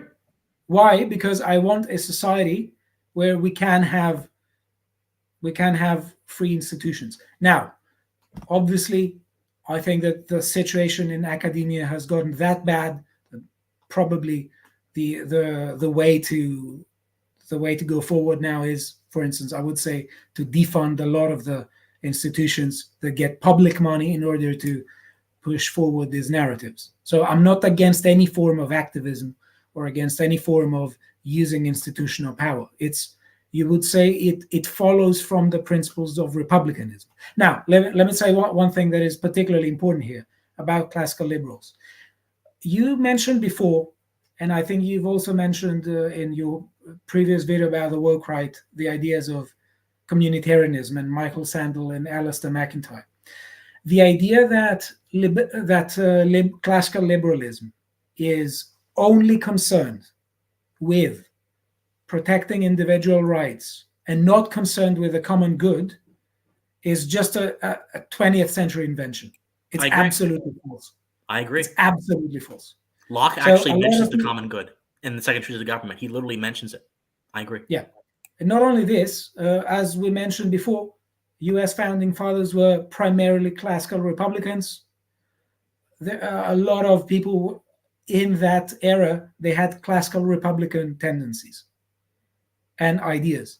So it's a problem now that you try to talk to some classical liberals about the common good, and about considerations such as culture and the importance of culture for sustaining and safeguarding free institutions, and they don't listen to you. And all they listen to is just abstractly, they're talking about individual rights and about the rights of anyone on the planet.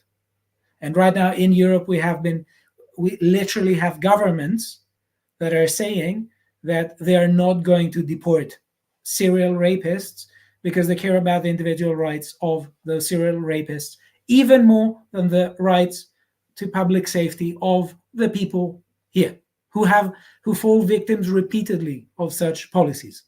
So there is a problem in trying to talk to people that you need to crush this ideology you have in your mind, this image you have in your mind that is so abstract that it's a problem and prevents you from looking at data, and it prevents you from looking at people and how they're affected by these policies and how all these policies can actually be entirely destructive of free societies. There's a problem that a lot of people who have liberal tendencies have.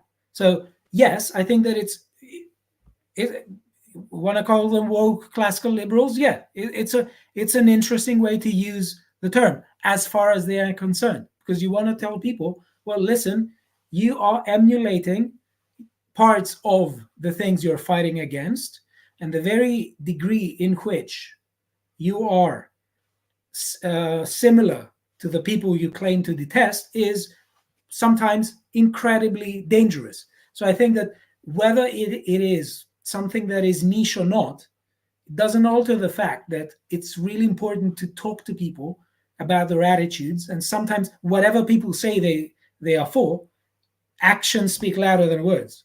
That's why I focus on attitude much more than beliefs, stated beliefs. So I think that whatever in the right, you want to talk about Schmittians, you want to talk about classical liberals, you want to talk about leftists. When people are ideologues to the degree that they are not looking at the reality that stares them in the face, and they're just interested in naming everyone who disagrees with them an enemy, yeah, that's a problem. That it's you can't have a free society like that. I agree. I don't call them woke, though. That's the difference between how I approach. I don't call them woke. I don't focus on attitude. I focus on belief, because an attitude separate from belief tells me nothing other than that person has a particular posture at that particular time. But I'm talking about a political goal. Then I have to know what is the underlying belief. Let me give you a clear example, and we'll let this go in a second. I just want to really define, because you told me, I took a note here, that the woke attitude is one that refuses to part with beliefs, and they are ideologues in the face of evidence. Okay, so by this definition, someone that believes, I'm just going to use a random example that has nothing to do with politics, someone that believes that the Earth is 5,000 years old, and rejects evolution as a theory of human development, and will refuse to do so regardless of anything that's presented to them. By your definition, they'd be considered woke. Do you see the limits of this idea? Because yes, they're a dogmatic, they're an ideologue, but you can't really call that person woke, because there are plenty of people that may agree with you on every single other thing, especially in terms of political power, but on this particular belief, they are dogmatic. You can't label having a dogmatic attitude as being a woke attitude. That's my point, even if it's an attitude specifically towards politics. That's why I don't use the term woke right, because it is so limited and it falls apart, especially when you get outside of niche political issues. But it is a niche political issue. No, it's being used as a matter of public debate.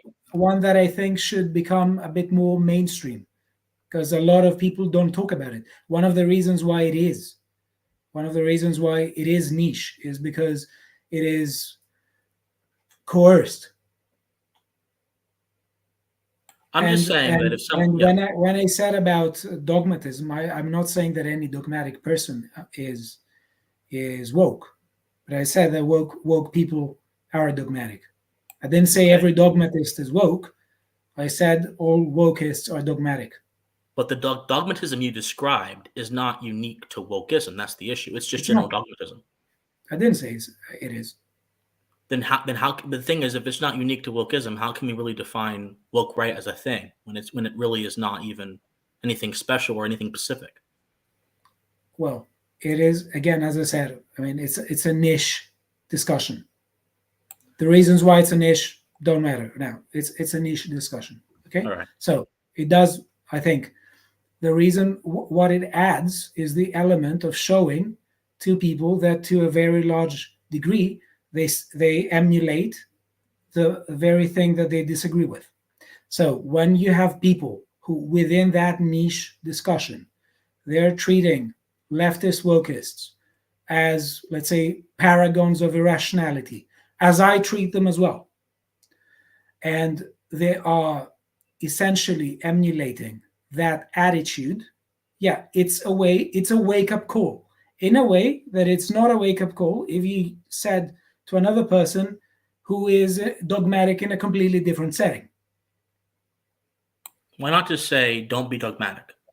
Why not just say, okay, dude, you're approaching this issue? Yeah, because I'll tell you why. Because you could say that this, you always have to see what has teeth, in a sense. What the other person is likely to listen to get them to notice. Because if you tell them, don't be dogmatic, most probably they'll tell you, well, I'm dogmatic, I don't care. But if you tell them, well, you're emulating the woke, we have seen repeatedly that they unleash their inner Karen. I'm talking. No, I mean, I don't think you're incorrect. It's just funny how you said it like that. Yeah. They're in a Karen. Yeah. And I'm not talking about women here. Right. Yeah. So, okay, Stelios, I think it may not seem like it. And let me just say one thing. Again, I think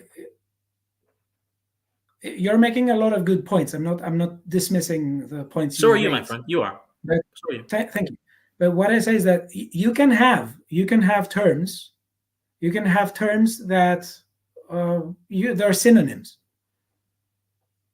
So the very fact that other terms exist doesn't mean that a term is meaningless.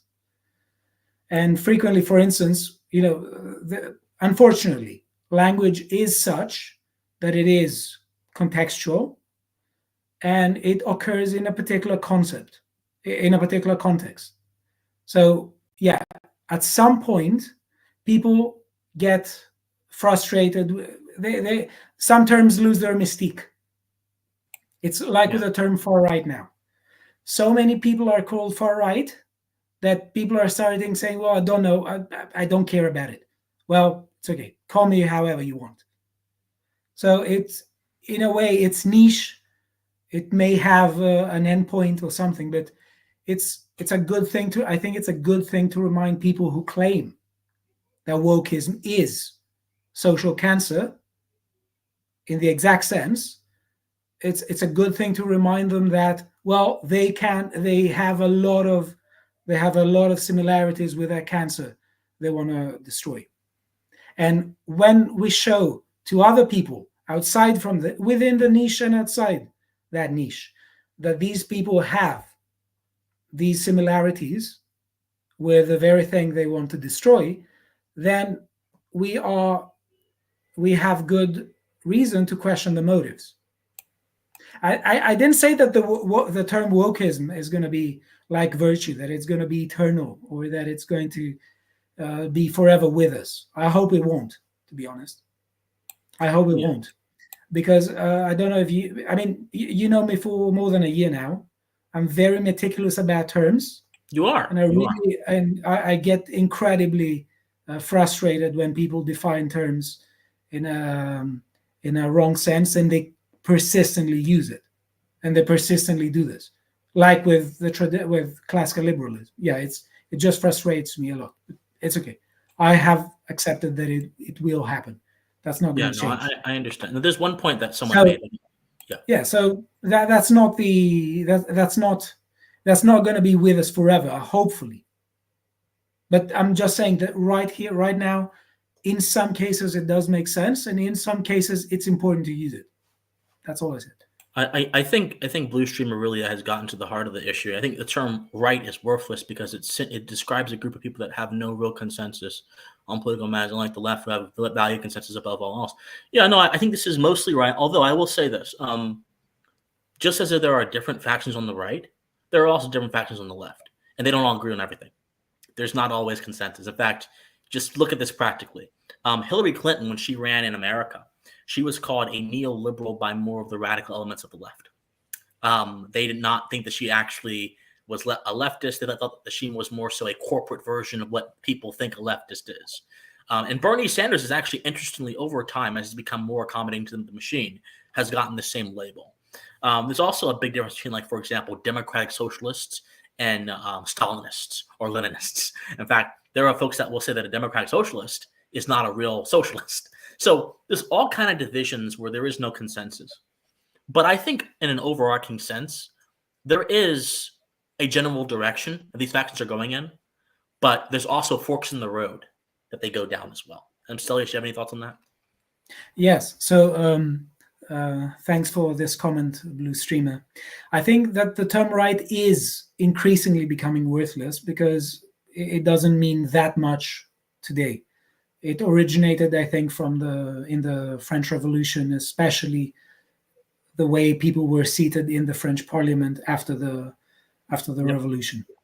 And I don't know about the consensus, though, because it seems to me, and I think it reinforces my concerns with a lot of people on the right now, is that I don't know to what extent the left was valuing consensus, or because maybe they were, because they were completely prepared to destroy each other in purity spirals.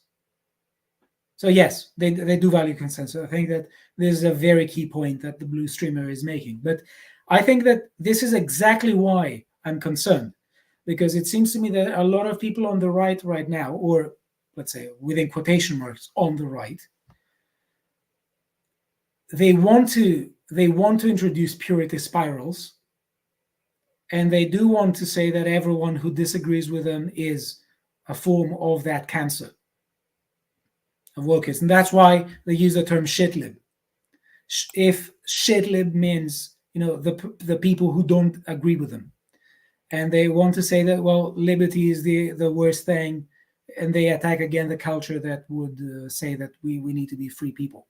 So the reason why I'm a lot concerned with this is because a lot of people on the right now want to introduce purity spirals. And the introduction of purity spirals will have a different ethos, but it is, as an attitude, very disruptive on its own. It destroyed, you could say, destroyed the left. The leftists weren't particularly unified on this. That's why Nixon and Kissinger were able to split the USSR from China in the early 70s. So the very idea of purity spirals, it is an attitude. It's an attitude that is deeply destructive. But it's an attitude that's tied to a particular kind of belief that someone should be a certain way, though. You can't.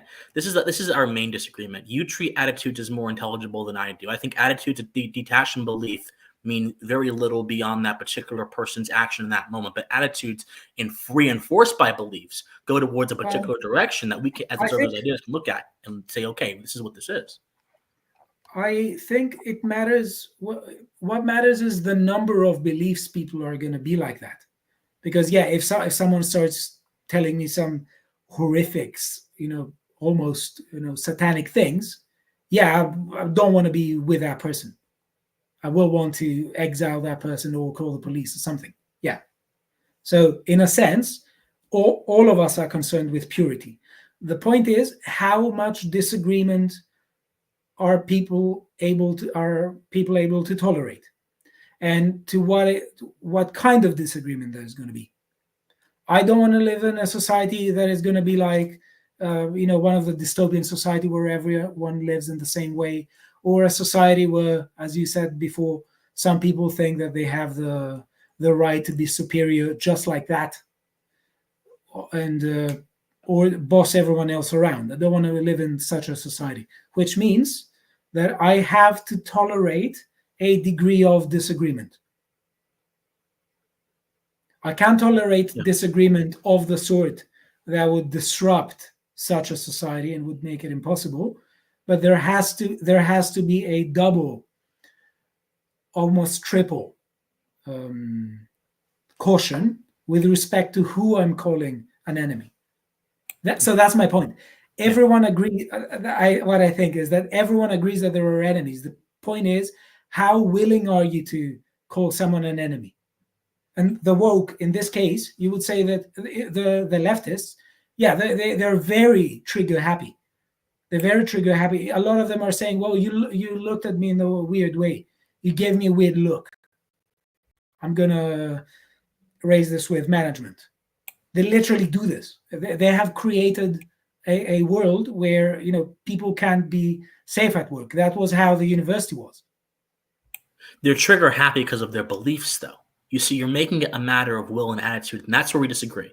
I think the beliefs inform the attitude. You seem to be putting more focus in the attitude as opposed to belief. That's our fundamental disagreement. Because the reason a leftist might be trigger happy might be tied to their view around microaggressions, might be tied to their views around sensitivity. It's not just an attitude. If someone's attitude is the thing controlling them, then I would even go as far to say that they're not being a full human being because their reason is not working. If someone has a belief that is irrational, but it's still a belief that they can justify under some circumstances, okay, their reason is half working. They're being a human being mostly, but they're being led to a wrong conclusion. So attitude doesn't mean anything outside the context of an overarching idea. That's why, for example, if you have a totalizing belief, your attitude towards anything that defines, this is by the way, this is a psychological truth. If you have a totalizing belief, your attitude to anything that defies your totalizing simple belief of the world is going to be aggressive and angry because they are destroying your conception of everything that is. Whereas, if you don't have a totalizing belief, like I don't, and you believe in a more integrated system of ideas, you may have a different perception of someone that disagrees with you. Like, for example, my beliefs are not totalizing, so I can talk to you civilly. If I had a totalizing belief, I would be screaming at you. I'd be cursing at you. I'd be showing you the middle finger. I'd be doing a lot of rude things, Stelios, that wouldn't be kind. It matters. Beliefs matter when it comes to attitude. That's why I don't believe that woke right as an attitudinal statement makes any sense if you don't consider political beliefs. And if you consider political beliefs, we then see that woke right as a term that is not intelligible to describe beliefs that are more authoritarian because they differ in significance with ethos and the woke. And then that's when we get our disagreement. You see my point? So I think that people can have totalizing beliefs. People can have, totalizing conceptions of the good life, but some people can want to enforce them on others don't.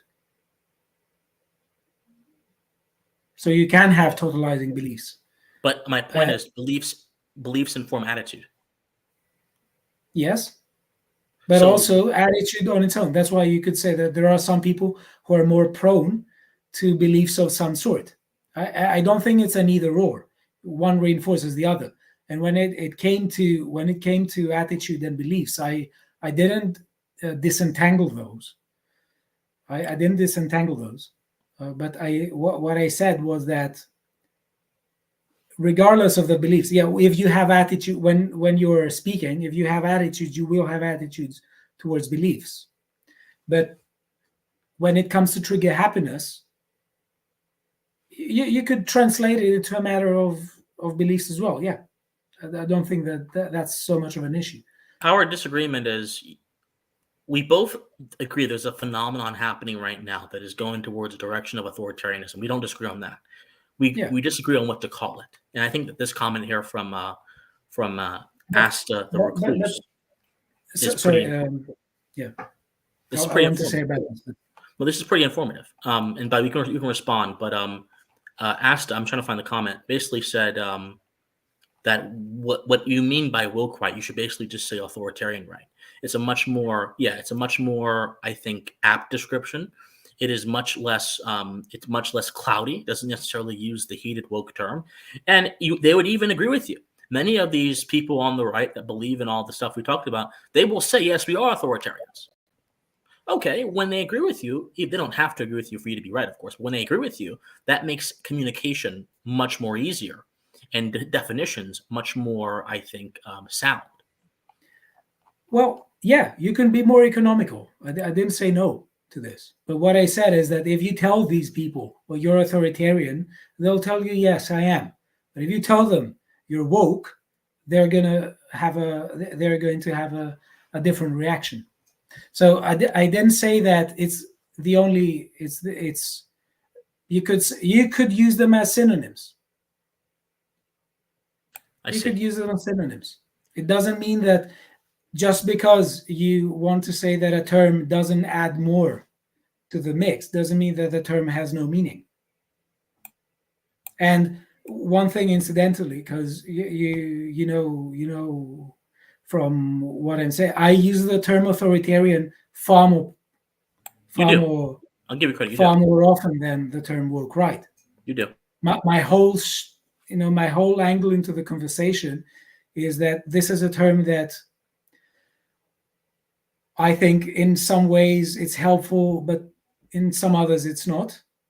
And I just said the only way to stop a discussion of the sort that is being had about it is to be clear about meanings.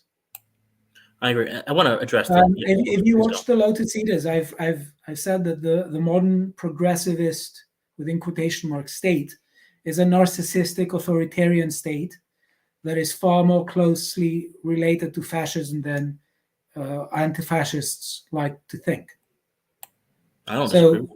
Yeah, to answer to the reckless, yeah, these are the terms I use in common parlance, but the angle into the conversation is whether it has meaning or not, and whether in some cases it has a function or not. So, yeah, you could say in some cases it can be used as a synonym to things like that. Yeah, it has a meaning. Does it have a function? Yeah, that's an empirical issue. I think it does. Well, does it have a meaning? So I think this is what we had our whole conversation about, the meaning and whether we can define it and whether it's useful. Michael de Robia, he says something about this is what I'm going to read. So Michael says, classical libs are feeling threatened from both sides and are using slurs like woke to attempt to discredit and avoid. Well, Michael, I'm going to address what you said in a moment, but I think Michael is actually he's half right. First of all, I'm a classical liberal, Michael. You should know this. I'm a classical liberal through and through. I am a child of the intellectual tradition that ran before the Enlightenment, that began with Grotius. Well, really didn't begin with him, but he modernized it and went to Pufendorf and went to Keynes and the Scottish Enlightenment School and John Locke and all of that, and then manifested in the form of Americanism. So I'm a classical liberal. But I call myself a constitutional conservative because, in my opinion, that's a little bit more specific to the American context, and also it implies a little bit more that has more Americans understand when they hear the term. But to me, being a classical liberal, the spirit of it is being violated by a lot of people who call themselves such online. And this is why I'm critical of James Lindsay and Konstantin Kissin, because both of them have used words, as I mentioned at the beginning of our conversation, as thought-terminating cliches. They've used words to disable people from actually charitably considering ideas that are different from theirs. Having said that, I don't think it is correct to universally label all classical liberals with the same scarlet letter just because a few prominent ones happen to be misusing their intellectual powers. This is a fallacy that a lot of people on the internet unfortunately embrace. The generalization fallacy, because it's so easy. It's so easy. You think someone with a big platform and a big amount of followers are the people who are the voice for a particular ideology. Well, if that was true, then there would never be any disagreements, too many disagreements within any ideology. The fact is, you have your public intellectuals, but you also have something a little bit more different. You also have people that may disagree with those particular people who are putting forth an idea that they don't like. So classical liberalism is actually a very diverse tradition. There's a bunch of different perspectives in it. There's a tradition there's a part of it that values utilitarianism, that views liberty as a matter of utility. There's a tradition that says, no, liberty is a matter of moral necessity brought forth by universal rules and laws that preserve social peace and are necessary for human conduct. The more deontologist, the natural law school. There's so many different perspectives. And you can't reduce it to people who exist in the 21st century who have only had a platform for a few years, who had no role in forming the ideology we're talking about, who simply have become, as Hayek would say, secondhand dealers of ideas. So I don't agree with generalizing, but I do agree with saying that some people that call themselves classical liberals are misusing the term woke, and that's part of the reason why I reject the term woke, right? Stelios, you may comment if you wish. Yeah, no, I want to say to Michael de Robio. So, what does he think about those who use the slur shitlib? Who are they afraid of? Why do they use this slur? Well, I want to see the answer, and I hope he does. But to answer also this, I think that everyone in politics should be scared. When people are not scared, they take a lot of things for granted, and that's when actual decline happens. Fear. It's when people stop being scared of the possibility that something really bad might happen, that the chances of that very bad thing happening are increasing exponentially. So, yeah, I think that it's a mark of wisdom to actually be afraid of totalitarian tendencies and authoritarian tendencies. Fear. People who are not afraid of these tendencies are obviously ignorant about history. The whole idea of a republic is precisely intended to create fear. And this goes back to Machiavelli. He says that the wise legislator in the Discourses of Livy, Machiavelli was a Republican. A lot of people just think Machiavelli was pro-monarchy or something and pro-principalities because he wrote The Prince. The Discourses on Livy is what he really thought. He was a very nuanced thinker. He also thought that you need to be contextual and you need to exercise situated judgment, but his heart was fundamentally a Republican one that wanted to revive the ideals of ancient Rome in his Florence, of Renaissance Italy. And he said that whether people are good or bad, the wise legislator needs to assume that they are bad and legislate accordingly. And the whole idea is to create a structure that is going to scare away people who want to abuse power. And you want also to maintain that structure, you need to have a population that is particularly afraid of the possibility of tyrants rising. And because they're afraid, they're vigilant. And as, what was it, Thomas Jefferson said that the price of freedom is eternal vigilance? Yeah, if you're not afraid, you're not vigilant. You can't be vigilant if you're not afraid. That's an interesting way of formulating it. No, because fear is one of those primal emotions that can suspend sound thinking. I think if you're a rational person, you're going to be concerned about the possibility of an authoritarian rising. Everyone is threatened by every side. Everyone is threatened by every side in politics. It's an interesting belief, Stelios. I'll have to think on it. I'm not sure I agree, but I will say this about Machiavelli, though. He did say something about fear in the Prince. He said, he was indirectly referencing fear. He said that a ruler, a prince, could never hope to suppress a people that remember their ancient liberty, and that if he comes upon those kinds of people, he must kill them. He must destroy them because they would never work. They would never be controlled. So I do think a leader should definitely have fear of the people. They should definitely have fear of public corrective. And that, along with their reason and along with their adherence to general principles laid out in the founding documents of that particular country, especially in America, should be the basis for their legislating. If anything else is the basis, like self-interest or as public choice economics tell us, that's when you start having problems. I'm sure we would agree on that. Yeah.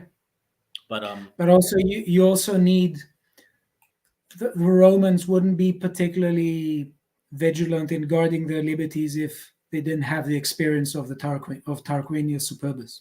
That makes sense. Yes, that makes sense. Yeah, and it's That's why also Machiavelli says that you need every now and then to recreate the very conditions that gave birth to a republic, because people have to remember the dangers. So yeah, I think everyone is afraid of everyone else in politics. I think so. And there's a myth that classical liberals were completely taken caught sleeping during the 20th century. That's not true. We have a lot of classical liberals who were talking about the dangers of institutional subversion. Well, Hayek is one. No, I'm not afraid of my political opponents. I'm not afraid of those who want authoritarianism. I'm more so aware of what they're doing, but what does concern me are the current conditions. Call it anxiety. Call it. You don't have to call it fear. I don't have what I have anxiety about. So the prospect of a tyrant, that's concerning, but it's less concerning to me than the current tangible realities we're currently facing in both Europe and the United States.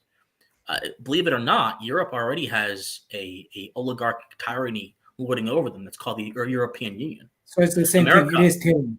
America already has a oligarchic tyranny lording over its geopolitical considerations and trying to lord over its domestic situations, called the United Nations and the global health system. I mean, there are tangible realities that are already here that people just accept, that people don't even bat an eye, have become part of the language of typical geopolitical rhetoric in America. There's affirmed by presidential candidates and all kinds of people who aren't really who don't really step outside the system, that have been lording over us for decades. I'm much more worried about that than I am about a future Hitler. Which, by the way, I'm worried about a future Hitler, but he didn't come out of a vacuum. He came out of a disastrous, ruinous circumstance that Germany faced. And these current tyrannies, these petty tyrannies, you could say, have the ability to produce a similar situation where people then therefore call for a strongman. I think we should focus more on that, than anything else. I think that's why the focus of a lot of people is off base, in my opinion. And we can disagree on this if you want to. But I'm much more worried about my country being overrun by people that don't share my culture, people that may not even like my culture, people that are using the excesses of the welfare state to get by and get ahead, and who will fundamentally transform my culture into something that is fundamentally alien to what it is. That's a petty tyranny that no one really recognizes as a tyranny. They recognize it as a problem. But that's a kind of tyranny when people that are not part of the homeland take over the homeland and redefine it in their terms. That is a form of tyranny that is more dangerous than one single person up on the top of a Reich doing something. And some classical liberals refuse to brings forth the other. That's the problem. What's that? The one brings forth the other. When you create conditions of anarchy, and when you create conditions where people don't feel safe, you are pushing them over the edge. So they are going to rally around the person who makes them feel safe. Now, if they do this as free people, first of all, you could say that people shouldn't do this. Yeah, the policy is destructive. It should stop. It should be reversed. Because culture matters.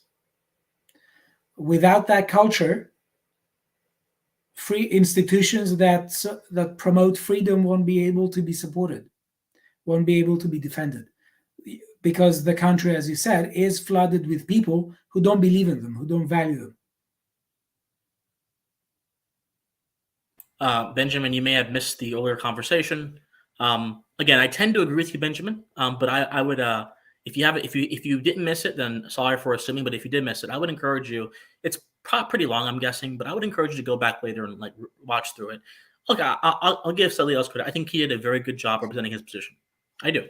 I think he did a very good job. I don't agree ultimately, but I think he did a good job. But I do agree that wokeness refers more to ideology than it does attitudes.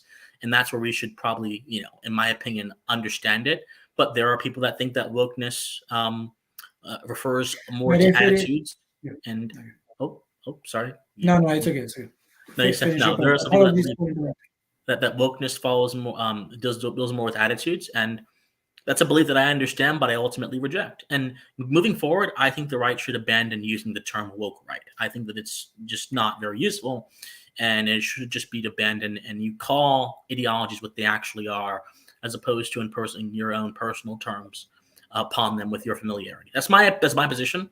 I know that Stelios disagrees, and that's fine. But I mean, I tend to agree with The you. irony is that I don't disagree, because my point hasn't been about this, because I'm saying that you have both attitudes and beliefs. And that's why when on my tweet that I wrote, I said, if you focus on there's some overlap in beliefs and some attitudes. It is these attitudes that are attached to these beliefs. If you believe that everyone who disagrees with you is an enemy, you could say you believe everyone who disagrees with you is an enemy. You're ready to call someone an enemy that disagree with you. You could describe it in the same sense. So I'm not treating the, they're distinct, but they're not separate, if you'd like. They're distinct things of a similar unity. So yes, I do think that attitudes and beliefs are different, but in this case, I think the overlap is important.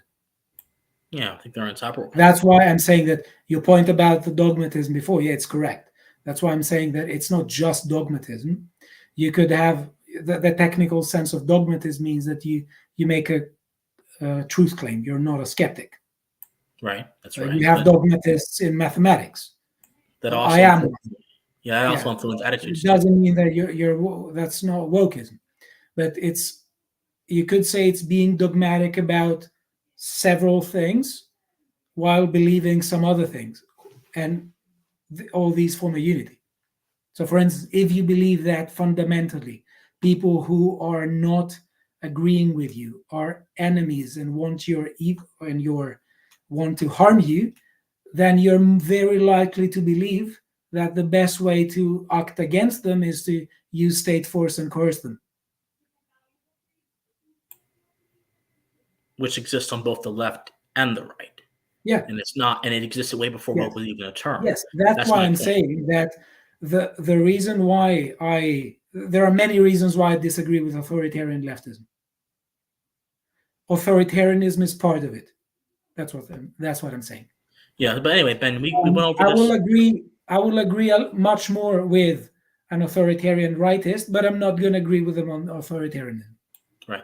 But we agree on that. We just disagree on what to call them. I don't. Again, I really think.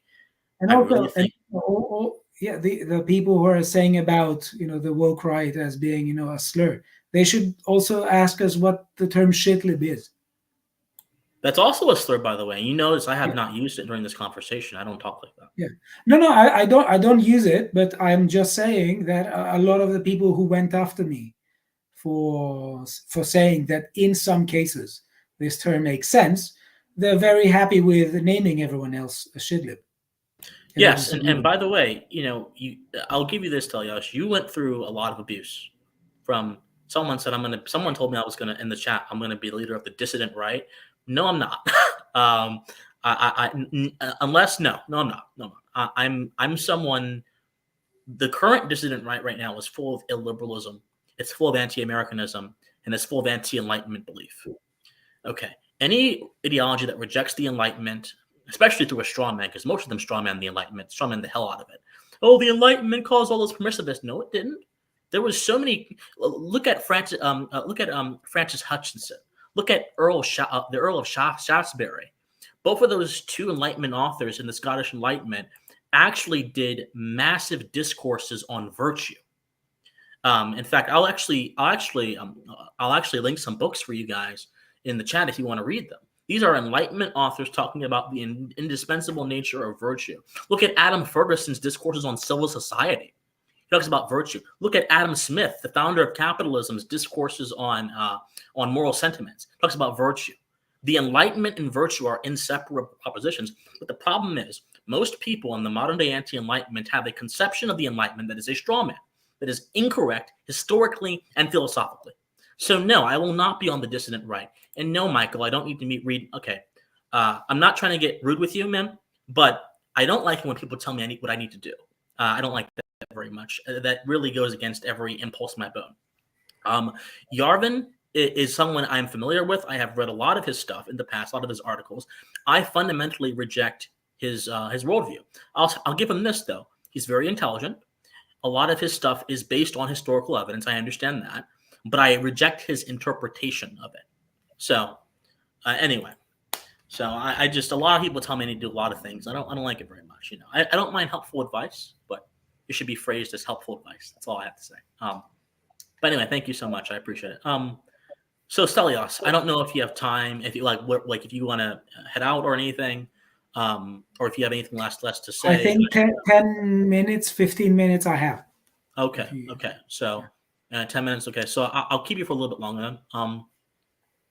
I want to just really focus on the rest of the comments that we've missed, because we really covered the conversation. We beat the hell out of it. I assume there's going to be people that react to it on Twitter if they haven't already. I haven't looked at Twitter. And yeah, listen, because you mentioned before the abuse you mentioned. Yeah, I don't know if I would call it this way. I don't mind that much, honestly, because ultimately it doesn't matter.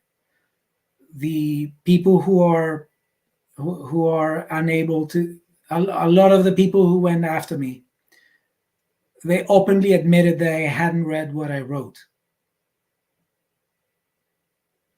They openly admitted so. And they were engaged in a tribalistic ritual of, saying, yeah, but, well, it's mucho texto, too much. I'm not going to read it. Well, yeah. Okay, these people, they don't have a belief about what I said, but they cared about, audience growth and being tribalistic about it, and it's okay. I don't care about them, honestly. When I'm called a shitlib, yeah, and again, I keep using that word. I don't care. Just I don't mind. I keep calm and carry on. If you want, I don't mind. The very fact that I just wrote a post about a word that I don't usually use, and they had such a visceral reaction, actually shows me that, yeah, maybe they actually need to work on their character a lot. Yeah. So yes, I would say that when you have people who are constantly talking about masculinity, about psychological fortitude, about being, the rejecting modernity and embracing masculinity, and they just melted by one semantic post. Yeah. Sorry, I don't care.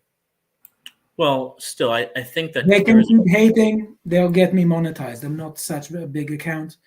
Maybe they'll keep hating. I'll get the impressions I need to get to monetize my account. Well, I understand. There is this rule called monetize your haters. It's great, but I just think decorum is a lost art in modern online political conversations. And look, and everyone who is watching this needs to know. But look, we're great friends. We talk almost every day, and I consider you an immeasurable resource. And you've impacted my thinking too. Yeah.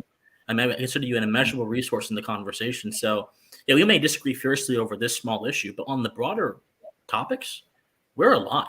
We have the same kind of vision for both humanity and society and the world. We have the same love for philosophy. We read the same people in philosophy a lot of the times. And I think that there needs to be more of this kind of conversation happening, because, I think that the best way to refine yourself is to have other people participate in the refinement process with you, which is why I'm happy to have conversations like that, even if they are draining, even if they are going over little things that may not seem significant in the grand scheme of things.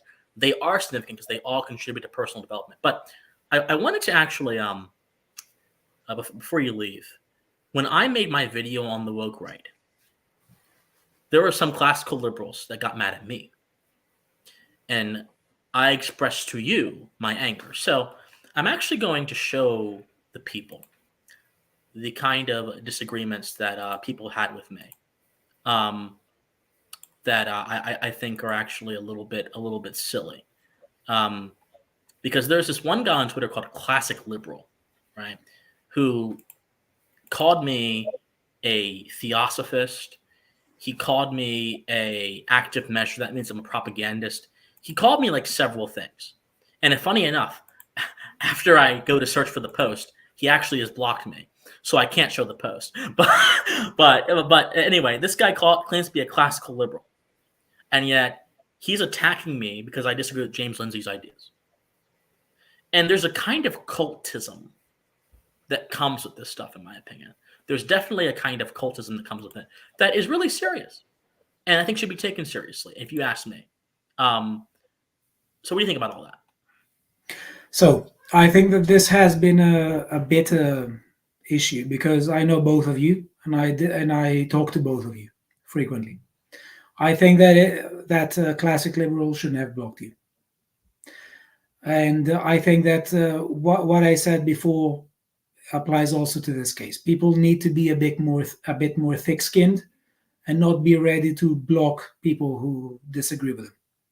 So I think that it's a mistake that he blocked you. It's yes, and I'm sad that both of you had to do this, and I think it's wrong. Maybe it will change in the future, but I don't think that this was the correct move. But what I want to say about James Lindsay and Kissin, also Konstantin Kissin. I'll start with Konstantin Kissin. I like trigonometry. I watch it every now and then, and I think that it has really good points. And I think that Kissin also says some good stuff. He also says some good stuff about Tucker Carlson, of whom I have been critical many.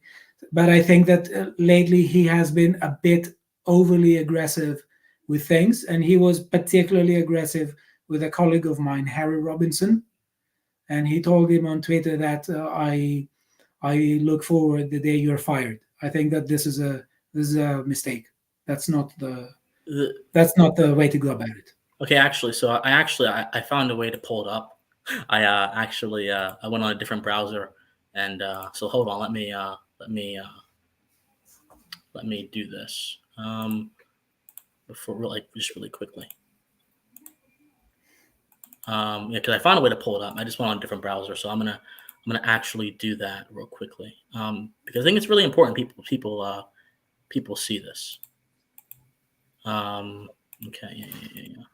Okay, having technical issues. You can continue to speak while you're talking, Stelios. No, I want to say that there's an issue with. I said about Konstantin Kissin what my stance is. Yeah. So I think that this was a huge mistake and was entirely uncalled for. That was a hit below the belt. But and it's also sad because he's a person that we could have a conversation with, and he has conversations with Carl. I think being aggressive and petty about things like that is not the way to go forward, and that's an attitude as well as I said before. I think that's a problem. People right now on the right-wing sphere, I think, should be focused on the U.S. elections on the 5th of November. Instead of doing this, they are focusing on just hitting on each other, and it shouldn't. That's why I wanted to put the woke right thing out there, solve a semantic issue, and move forward. People will okay. I'm just going to share my whole screen. You guys see my screen here? Yeah. Sorry for all the stuff, but do you guys see this post right here? Right here from Classic Liberal. You guys see it? Is it coming up? You see it, Stelios? I can see it. Yeah. Okay, so I'm going to read this to you guys, and I'm going to stop sharing my whole screen because apparently something's going on. But he says here, audience, I'm probably going to refrain from much further engagement as it is. Actually, you actually see my screen? You do. Okay. I'm going to refrain from much further engagement as it is highly likely we will forever be at odds here. Getting mired in this argument will only forward the dialectical active measure of the enemy. Yet Christian, referring to me, is an active conservative voice attempting to delegitimize discernment where it is most dearly needed by conservative normies.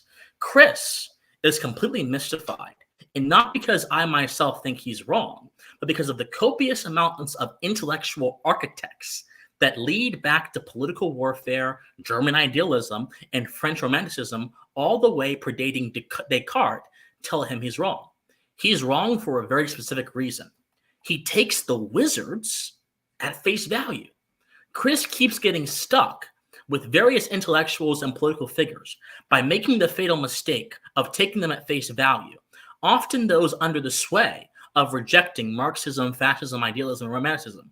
Here he can lay claims to superficial similarities or differences in origins or ethos, an argument I made throughout this debate. He will not delve deeper when the sophists tell him, take my word, there is nothing more to dig here if you are the uninitiated. He simply goes, oh, okay, I believe you, sophists. Let me stop here. So this is the response I've been getting from different classical liberals on Twitter over my rejection of the term woke right, just to specify. He goes on to say, Chris has been told about the esoteric underpinnings of these wizards and their movements, but is wholly mystified by their exoteric veneer of rationalism, reason, and empiricism. Here, Chris has been told about the esotericism of Marx, Hegel, Kant, Swedenborg. Goes into a bunch of different people that he just groups into the same group. I'll skip their names. It would be foolish of you not to take into account that he knows the influence of these figures, esoteric or otherwise. All roads lead to the esoteric, but woe it for his ex-beloved theosophy. At least the only splinter he acknowledges falls in the crosshairs of classic liberal Americans seeking discernment. He will tell you that himself, that these are because he, the initiated, knows them, and you, the uninitiated, normie, can't possibly know. Because he is in and around mystification, he is not a trustworthy source in this domain, even if he speaks the truth in many respects, and even if he means well. Indeed, both of these qualities make his affordance trap even more alluring, and trusting him even more detrimental to discernment. Either Chris is right, and all the preceding intellectual architects that crafted dialectical pantheism are trustworthy, or the sophists are charlatans, and Chris is wrong. So, if any of you understood that, I was called a propagandist. I was called a useful idiot, essentially. I was called a bunch of things. And look, it's not a woe is me party. Okay. If you're doing what I do, if you're involved in the conversation on the internet like I am, if you're trying to become a full-time commentator and full-time content creator like I am, you should expect things like this. And I've been doing this for over almost 6 years now. I've met a lot of people. I know a lot of people that many of you recognize. But in all my years doing this, not once have I been called so many different insults, dressed up in the most highly academic language in my life. Now, most of what he said is nonsense, because obviously I don't take things at face value. I look at things much deeper than a lot of people do. I just arrive at different conclusions than some people. But according to many of James Lindsay's followers, I'm just some kind of active measure, some kind of propagandist deployed to confuse the people. I mean, listen, okay. And I'm not asking. I think we're talking on a weekly basis for more than a year now. Yeah. Yes. So I think it's a complete mistake for people to doubt your intentions about this. I will say this. I think that this is wrong and unfortunate. And as I said, it saddens me because I'm talking to both of you, and I want this to get resolved. And I won't. By the way, I won't. And I will. Excuse me? Stop. I'm not asking you to pick sides out the way. By the way, no.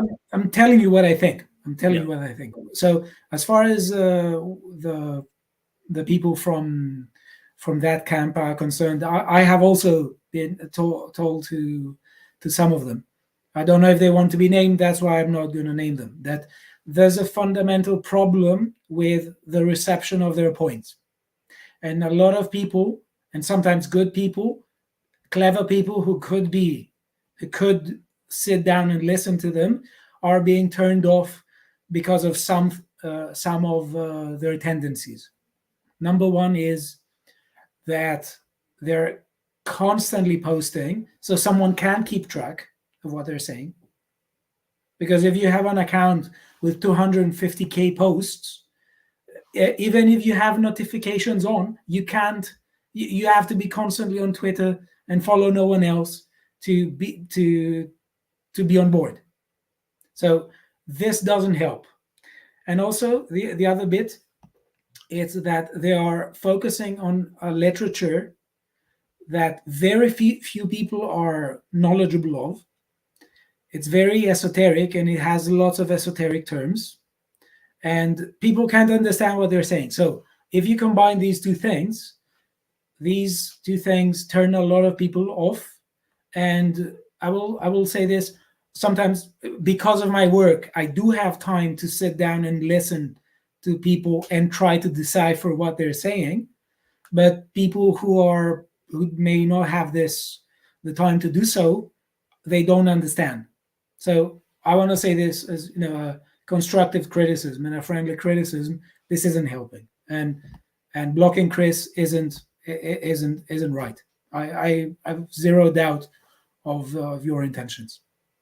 I appreciate it, Stelios. And as I mentioned, I respect that people on all the sides you want to maintain good relationships, and I would never come against that. The way it's very weird because, as I mentioned, I'm informed by transcendentalism. I'm informed by individualism. So when people, even in my own faction, reject me, I'm just like, okay. I mean, I expected you to do this because I'm going to go against you if you're wrong. Because the truth is finer to me than getting the temporal agreement of man.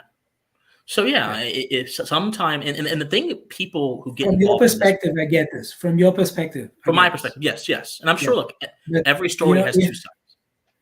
Let's say if you're in a family and you have two brothers who are fighting, yes, from each other's perspective, they have been aggrieved by each other. But your role as a sibling is to try to reconcile things. Well, I appreciate your perspective. I'm not sure. I'm not sure I want to reconcile. It's the only way. If we want a society where we can coexist despite not being the same, we need to start coming to terms with what this entails. Well, I offered him like the same way I'm debating you about woke right. I offered classic liberal the same thing. And by the way, the offer's still open. I'm happy for him to come on this channel in this format and debate me. And we can talk about Blavatsky and Swedenborg because I read both, by the way. In fact, some of my earlier videos I referenced Swedenborg. Right, he was a lunatic that thought he went to heaven and talked to angels, but he has some interesting ideas too. So I used to be, and folks that have followed me know this, I used to be into the New Thought movement. I used to pray to the violet flame. I used to believe in the Ascendant Masters, Saint Germain. So I know about Blavatsky too. I'm a Christian now. I don't do that anymore, but I used to be into that just a few years ago. In fact, I can tell you guys a funny story one day. It's kind of embarrassing, but I won't do it. But yeah, I used to be into that, definitely, but not anymore because I came to different conclusions. So, I mean, when I hear stuff like this, and when I hear the misuse of concepts in order to intimidate people intellectually, I just ask myself, is the goal to reach a consensus through refinement, or is the goal to have people that repeat what you want to hear? And I don't know. I can't speak for everyone, but I can speak for myself in saying that my goal is not to have people repeat what I want to hear. My own audience has historically argued with me. That's a good thing, by the way. I don't want to have flying monkeys that just do whatever I say. I want to have people that are thinkers. I want an army of thinkers. And so when I have people like you come on, I'm actually very grateful because you're spending a lot of intellectual energy investing it and talking to me about things that I think matter quite a lot. So, Stelios, I thank you. I thank you for your wisdom, for your insights. If you have anything you want to plug, where can people find you on social media if they want to connect with you? Just let the people know.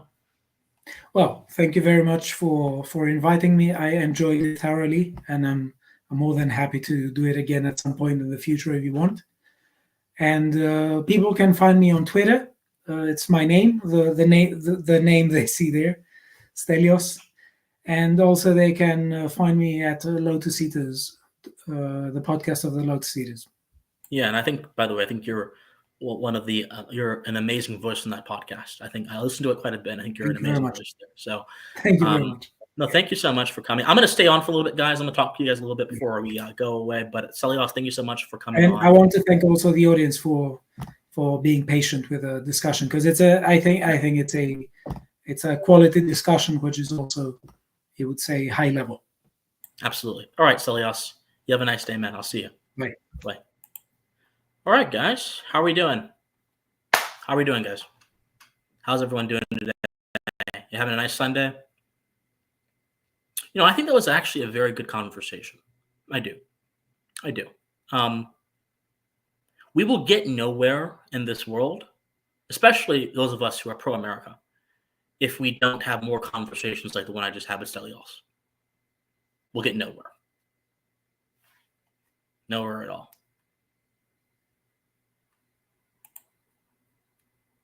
No, I agree with you. I totally agree with you. I mean, I think that a lot of people define themselves more by what they're against as opposed to what they are for, which is a mistake, because you cannot really understand you cannot really be a morally convicted person if you don't have a sense of what you support. So no, I totally agree with you. That's a great point. The modern fight within liberalism is socialism versus libertarianism. Yeah, that's one of them. I would definitely say that's definitely one of them. That's one of them. It's not. It's more than that though, because these are ultimately what you're talking about. These are moral propositions that are oftentimes reduced to political considerations. But in all reality, a good political ideology will take into account considerations of civil society as well. It won't just solely be about the implications of these propositions to politics. It'll be about the broader implications of these propositions to society as well, and to personal morality and communities and things like that. So I think that's where a lot of people miss out, in all honesty. That's why I don't call myself libertarian, because libertarianism is primarily a critique of the state. That's fine. Critique the state all you want, but you have to have a more holistic worldview than just that. So that's why I say I'm a constitutional conservative or a classical liberal. I hope you had a good day at church, in all honesty. That's great. I'm happy that you stand connected with your spirituality. That's very good. That's very good. So before I sign off, what do you guys think of the conversation? What do you want to see more of from me? It's very rare that I do this kind of thing. And by the way, we have 170 people watching, which is amazing to me. I don't know how we have any people watching, but I'm grateful. Thank you guys so much for being here. It's very nice to me. If you haven't already, please subscribe to the channel on YouTube, which is going to be Christian Watson Politics. If you're not watching on YouTube, if you're watching on Twitter, if you are watching on YouTube, then please just click that nice subscribe button. Put the bell on, because I am uploading a video tonight about Kamala Harris's opportunity economy. Then tomorrow I'm doing more stuff about other things. So I'm going to try to do a video every day this week.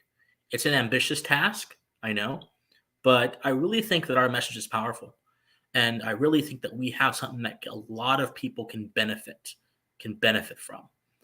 We have a good mix of passion, of philosophy, of reason, and of a commitment to the truth, which is ultimately, I think, missing in this world. No, I'm not the biggest personality out there, but ultimately, I don't think that matters. That shouldn't matter whatsoever. What should matter is the overarching quality of my ideas. And I believe that's ultimately going to win the day. Because I get all these kind of comments saying, Christian, why don't you have a million subscribers by now? Christian, why isn't your channel bigger? Well, because it's like the turtle and the hare, right?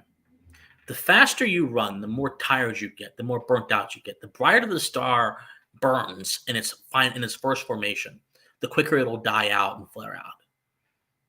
I've been marinating for years, and at some time the marinade is going to be complete, and the final product will be great.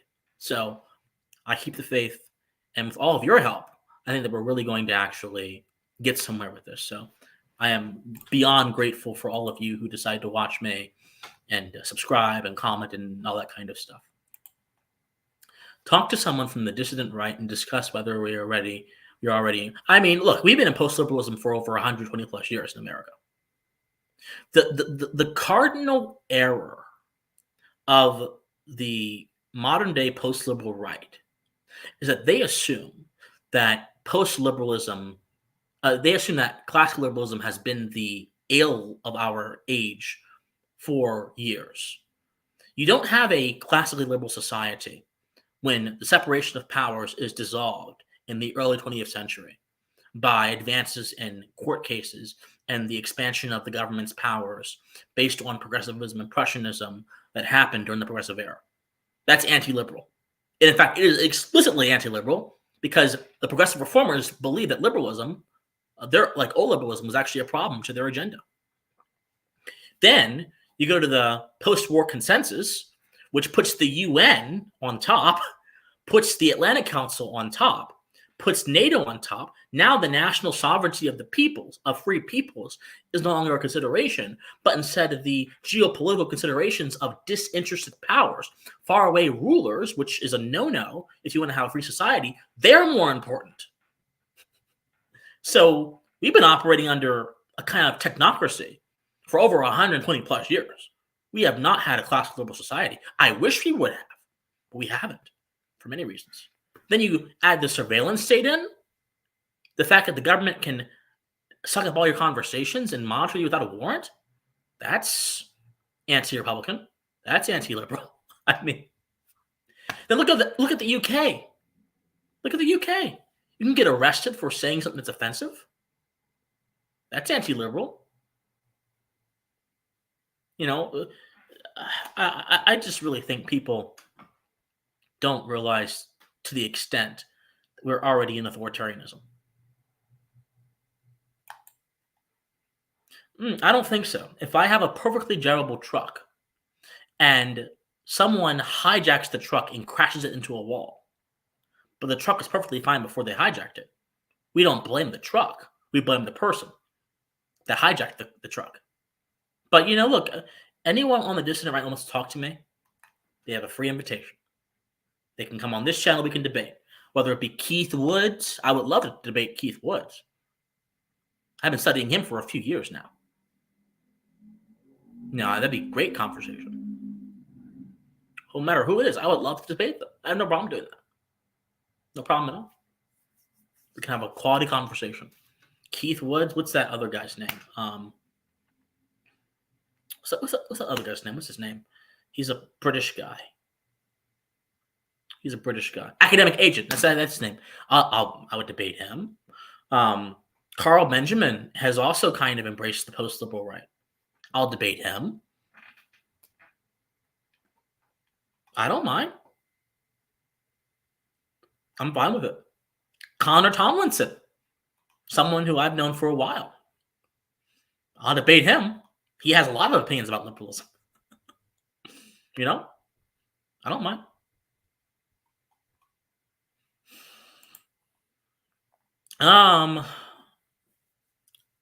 Okay, how do I define this?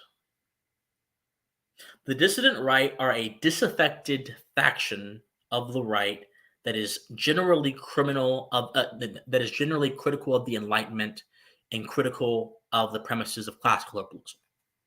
There's more to them than just that, but that's the overarching crux. And they have a lot of different elements to them as well. So, yeah. So, for example, people will consider Nick Fuentes to be on the dissident right. That's a consideration. So, you know, there's actually, I've been talking to a guy that actually studies the dissident right. I think there's a lot to discuss there too. But the problem is, look, I don't think most of my audience even knows what that is. Just like, you know, Bud, you're a very smart guy. You know, you didn't even know what that was. You didn't really know what that was. So I don't think it's really worth it if I were to stab into the dissident right at this moment. I mean, as I get bigger, maybe. But look, the best thing is, this is what I take great solace in. Most Americans, if you were to come to them and say, hey, America is a failed product of the Enlightenment, they would look at you and say, excuse me, and they would feel insulted. Because most Americans actually understand that despite the institutional failures of our country, the Constitution is an aspirational ideal that still forms the baseline for good governance that we can continue to appeal to, even if everything has fallen apart. So the dissident right is really an online phenomenon. And by the way, look, I'm not saying that online is not real life, because there is a parallel. But if you ask most Americans, are they dissident right? No, they're not. No. If you ask most conservatives, no, they're not.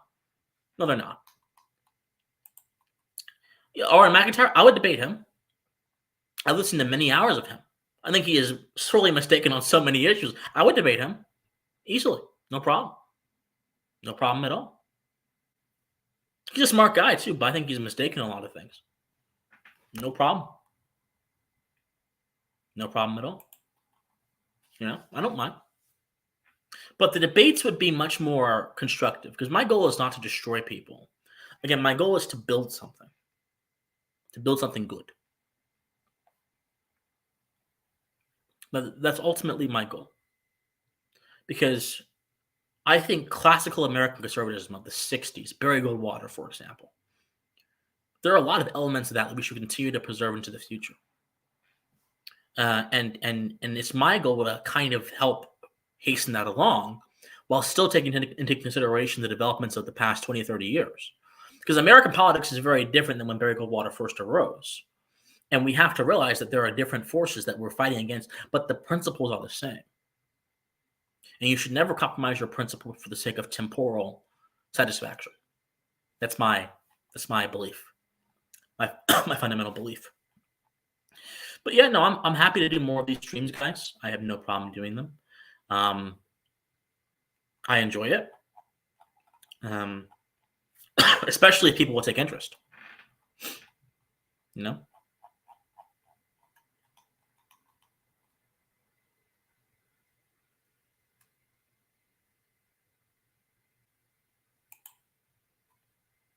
I agree. I totally agree with you. I agree. I mean, because the internet is simply a medium for exchange. It's not necessarily disconnected from the world. It's not like the Matrix. It's just a medium for exchange. That's all. And the same exchange that would happen in real life just happen here because it's much more convenient, right?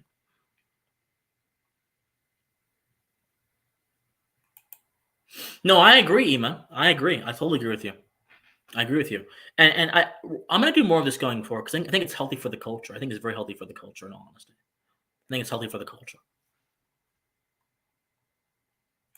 Yeah, he had a Groiper war. Yeah. Look, I really think that people shouldn't discount the influence that some of these figures have. They shouldn't discount them, in my opinion.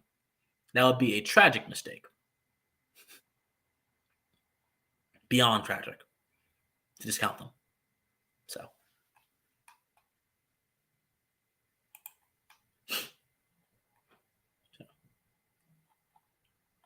Influence should be considered. So guys, if you guys have any more questions for me, let me know. I'm going to spend 5 more minutes on here, then I'm going to hop off. Gotta get ready for tonight's video. But if you guys have any more questions for me, let me know. And any comments about the debate that we did, anything that you want to discuss, want me to answer, just let me know.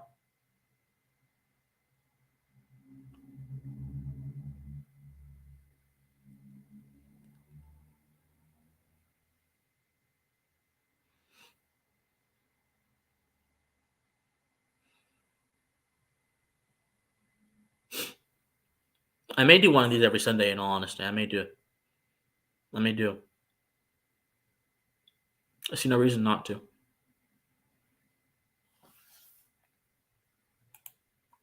Who is my biggest philosophical influence? I've got several. So Ralph Waldo Emerson, Henry David Thoreau.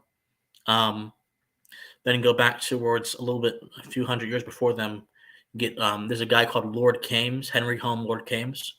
He was actually, I would say, he was the grandfather of the Scottish Enlightenment. He mentored Adam Smith. He mentored David Hume. Ultimately, David Hume ended up going up in a different direction than him. That's a different story, different day. But he has a lot of good works on beauty, on rights, on moral philosophy. On one of his best essays is an essay on if human behavior is motivated solely by the pursuit of pleasure and the avoidance of pain, because that's oftentimes even an idea that we're told today is true. We'll say that people like the path of least resistance. Well, Keynes in the 18th century kind of blows that idea up, just completely obliterates it, just destroys it. He cuts it up into several different ways. And he does so by appealing to the complexity of human motivation. It's beautiful. And I actually have a video on him coming out very soon, because he actually played a very big role in shaping the minds of people who founded America. Before him, it's Hugo Grotius, who also played a very big role in shaping the American founding. Hannah Arendt, who is a more modern day philosopher, she's been an influence on me as well, particularly when it relates to understanding totalitarian ideas, because she did a very good job in understanding the psychology behind Nazism, behind Mussolini's fascism, behind all that kind of stuff. John Locke, of course, is an influence of mine as well. Roger Scruton. Now, I don't say much about him, but Roger Scruton was a British philosopher who died recently. And he wrote a book called Fools, Frauds, and Firebrands. And it basically was exposing the new left of the 60s. I would encourage all of you to read that book. And he was one of the most incisive, I think, conservative thinkers of our era. Now, I'll say this. Roger Scruton was much more of a Edmund Burke follower than I am. He was much more skeptical of the kind of conservatism I represent. But in general, he still, I think, gives a lot of grace and a lot of beauty to the conservative belief and transcendent things and preserving things that are easy to destroy but hard to create, so to speak. So he's also been an influence of mine as well. So there's like a lot of them. I take an eclectic approach to this kind of stuff. But yeah, I would encourage all of you to look into those guys. They're very good. They're very good.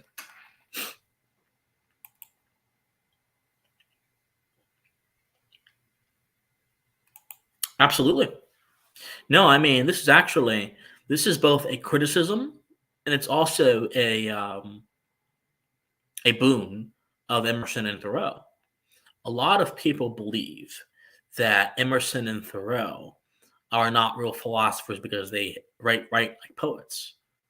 But that belief, in my opinion, comes from this idea that philosophy has to be this scientific endeavor. It doesn't have to be that.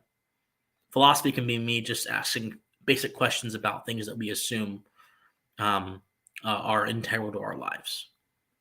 Philosophy can just be me asking a question like, what is morality? It doesn't have to be an academic paper. But no, their poeticism actually makes their works more beautiful. And beauty is a very important part of our moral understanding too, I think. Because beauty, the ultimate form of beauty, is the highest form of order as well. And order gives understanding to the regularity of things, the uniformity of certain ideas, which then allows us to undertake moral duties. So there you go. There's not? That's unfortunate. Are you sure? Are you sure? Why is that? Because we're monetized. That's most certainly sure. We are monetized. Yeah, why is there no super chat option? Do you guys see super chat option at all? You definitely can't. That's a shame. We'll have to fix that. Really? Really? Wow. Oh my.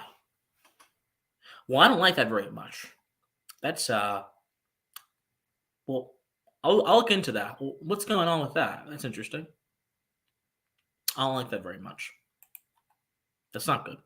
Anyway, I'll look into that for the next stream, of course. That's very concerning. I don't like that very much. I wonder why that is. But yeah, we'll look into it. Don't worry.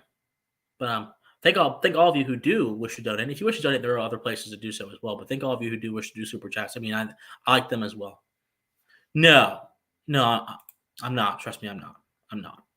I just don't know why. I'll look into it. It might be a bug. But no, I'm not. I'm not demonetized. Not in the slightest. Wow.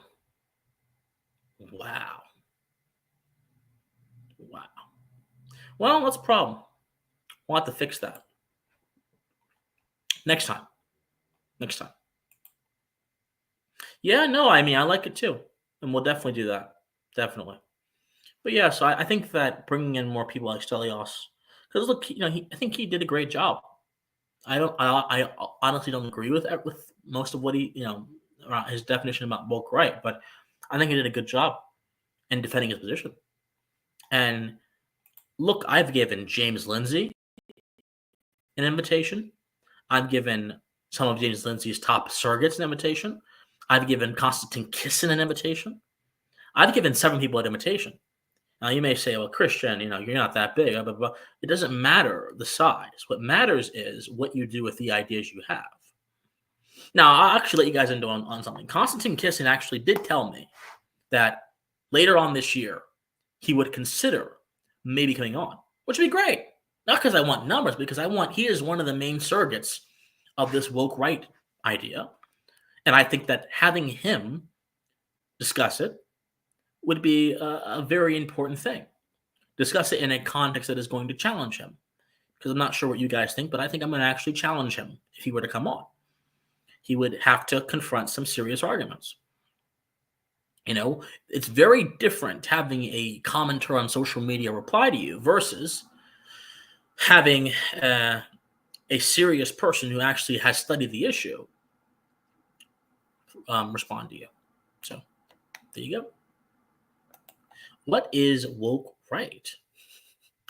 We kind of spent the last 2 hours or so debating it, but essentially, to people who believe the woke right is a thing, they believe the woke right is a particular attitude on behalf of certain factions of the right wing politically that reflects similar attitudes and behaviors on part of the left wing woke, the woke left. That's one definition. The other definition is that some people believe, secondarily, that the woke right are people on the right that have the same worldview as people on the left. Or rather, the same attitude about power as people on the left. So, that's what it is. I don't think that it's correct. I think that it's a false term, that it's diluted. I think there's so many things wrong with it. But there are a lot of people who are influential that are using this term, and in my opinion, they're misleading people. Most people who use the term are misleading people. Not everybody, but most people who use the term are misleading people. They are. Not everybody. Like, for example, I don't think Stelios is, but most people are unintentionally misleading people. The problem is not the woke right. No, not necessarily. So a rhino would be someone who you would think has values that are associated with the Republican Party, but really don't hold those values. They're just using them, as a cover for other agendas. The woke right is much more of an ideological thing than it is a rhino thing. You know what I'm saying? So, okay, let me try to explain this differently, because it really is a convoluted topic. You know how there are woke people that wish to use social intimidation and political power to enforce their agenda on people towards like a left-wing direction? Well, there are folks that are saying that those same kind of tendencies exist on the right, exist on the side of conservatives, and they are also woke. That's essentially what it means. That's what it means. So, yeah, I don't think it's right. It's not correct, but, and the reason I'm even talking about it is because there's been a lot of controversy around it recently, right? James Lindsay looked at a post that Donald Trump did about St. Michael the Archangel. And James Lindsay said, Donald Trump is being co-opted by the woke right because he's posting St. Michael the Archangel. It sounds crazy, I know, But that's essentially what he was saying. So posting a prayer, a Catholic prayer to St. Michael the Archangel, is apparently a conspiracy to dominate the conservative right. General Michael Flynn was also accused of being on the woke right because General Michael Flynn made a prayer that apparently is similar to a prayer made by some esoteric cult called the Church Universal and Triumphant from the 1980s. So General Michael Flynn is apparently on the woke right because of how he prayed to God. I mean, this is really what it is. If you want the honest truth, this is what it is.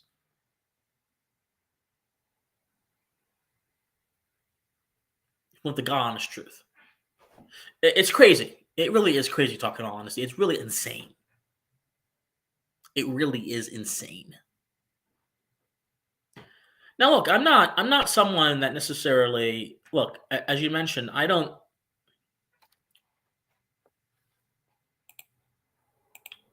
actually have a series of videos in December coming out on this. Because I'm deciding to study, I've studied the Churchill question. In fact, you guys want to see, I have a book right here called Franklin and Winston. And I've got several such books like this. I got some information on World War II as well. And I'm actually going to do a video series about Winston Churchill, evaluating his legacy and evaluating the claims of Darrell Cooper. I know that a lot of folks have already done that, but I'm going to do it my way. Because in my opinion, we should be willing to ask important questions about these figures without acceding to the idea of an all or nothing premise. So is it true that Winston Churchill did some bad things? Of course it is.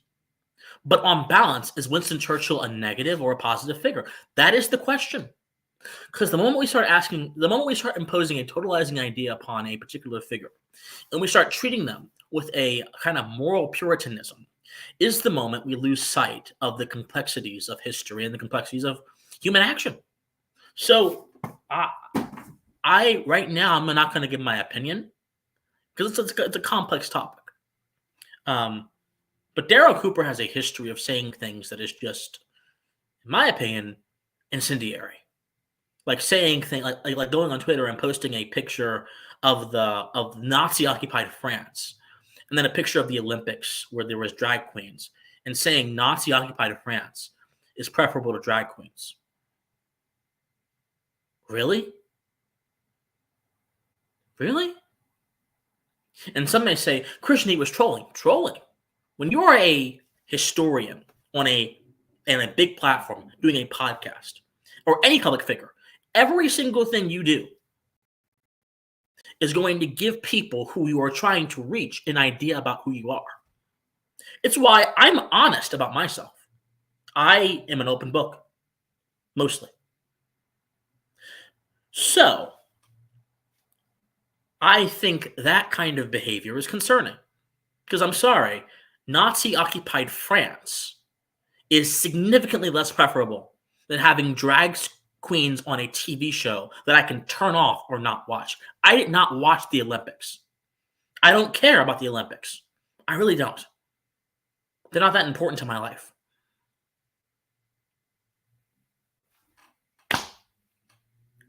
So, I don't know. The internet does some weird things to people. So, I'm not the biggest fan of Darrell Cooper. He's a smart person. I'm not the biggest fan. But having said that, regardless of that, we should be willing to entertain ideas that are uncomfortable. One last thing about him, though. One of the leading historians on World War II, and Churchill, I forgot what his name was, actually offered Darrell Cooper a debate on the topic of World War II and Churchill. And Darrell Cooper said, "Oh no, I won't do it, because if I do that, I'm actually going to lose." What? You're more worried about winning a conversation than you are chasing the truth? Wow. Your priorities are absolutely in the incorrect place. Which, in my opinion, calls into question his credibility as a historian. Anyway, I'll stop the rant about him, but I have concerns about him. I have big concerns. Big concerns. But having said that, his claim should still be interacted with charitably, regardless of anything else. So, that's my opinion, at least. So, I'm not the biggest fan of him. Yeah. Yeah. That is the operative term, isn't it?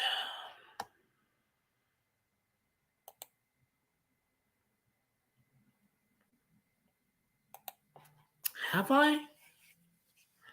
I think I listened to one of his lectures a long time ago. Yeah, I don't remember much of it though. I think it was a lecture on foreign policy or something like that. Yeah, yeah. From what I remember, yeah.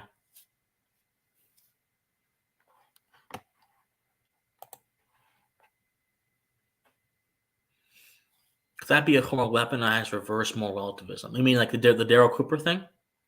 Like in reference to what? Reference to what?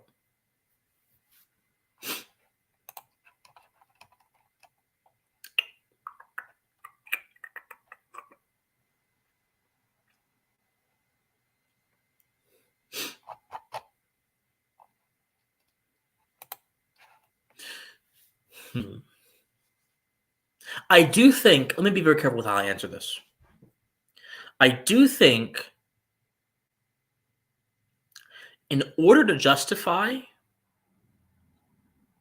the notion that Nazi Germany, Nazi-occupied Paris is better than drag queens being in a free society, you would have to have a very subjective sense of morality.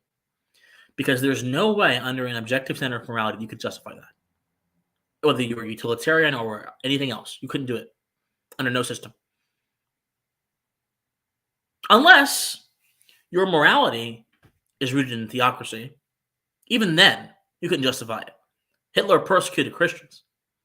Hitler used Christianity as a skin suit to push his agenda, but he persecuted Christians like Bonhoeffer.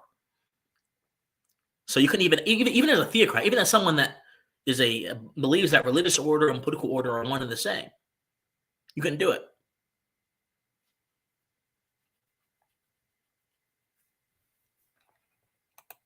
Yes, they were. Yes, they were. Yes, they were. Oh, yes, they were. They used Christianity as a tool to leverage the culture when it benefited them, but they persecuted Christians who disagree with them. Yes, they were. But also, there are a lot of things that are hostile to Christianity in the world that he could have used. Smoking, cigarettes is hostile to Christianity. Gluttony is hostile to Christianity. Gambling is hostile to Christianity. A lot of things are hostile to Christianity. If you're a Christian. Why didn't Daryl Cooper bring up any of those? He had to mention drag queens. Drag queens. People don't have their priorities straight. I'm serious. Drag queens. I used to play the playbook of paying attention to drag queens on the. I don't do it anymore. I don't do it anymore because I realize that I'm not actually helping anyone increase their understanding. All I'm doing is adding to a frenzy, a cultural frenzy that ultimately results in nothing more but noise. Drag queens. Drag queens have been around for ages. Only recently have they become a political issue. Yeah, drag queens in the 1990s going on Geraldo Rivera's trash show where everyone was fighting in crowd. Yeah, drag queens back in the 80s. Some of you guys are old enough to remember. I wasn't born in the 80s and 90s, but some of you are old enough to remember that. Yeah, drag queens back then. It wasn't a political issue. The goal of the activist left is to number one, reduce the private-public dichotomy, reduce the distinction between society and government, and then it is to totalize society. Yeah, thank you. Divine. Remember Divine? Funniest drag queen ever. Divine. Hilarious. I saw one video of Divine. What was it? They asked Divine, "What's your political? If you were to run for president, what would your goal be?" And Divine, I can't repeat it on YouTube, but it was very funny, their response. It was hilarious.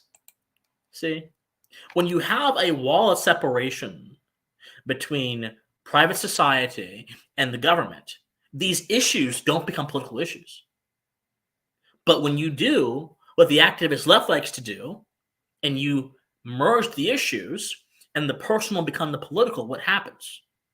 Innocuous things like men putting on makeup become an offense. I don't get it personally. It's not worth my time. It's not worth my time, guys. It's not worth your time either, in my opinion. A lot of people who clutch their pearls over these things have bigger skeletons in their closet than they want to admit. That's all I'm going to say. I mean, it's just not worth my time. Drag queens, really? We have a surveillance state that can quite literally seize the contents of your personal conversations in violation of the Fourth Amendment and use them against you if you're a political dissident or anyone else they want to monitor with impunity. And drag queens are our worry. We have a warfare state that is currently trying to push us towards war with Iran and in the Middle East. And drag queens are your worry. We have a disinformation state that wishes to control what you can understand, see, and hear. And drag queens are your worry. We have a tradition of young people who cannot afford a house. For one of the first millennials and Gen Z, the first generations who cannot afford a house with their current work schedule. And drag queens are your worry. We have so many problems going on. We have the first in a lifetime. We have a generation of people being raised with reduced attention span because they're immersed in the digital world and not immersed enough in books and other things that are healthy for them. And drag queens are your worry? I'm sorry. Excuse me if I don't worry about drag queens very much. Excuse me. I'm not trying to be smart or anything, but excuse me, I'm not worried. I'm not that worried about it. We have a lot of other fish to fry.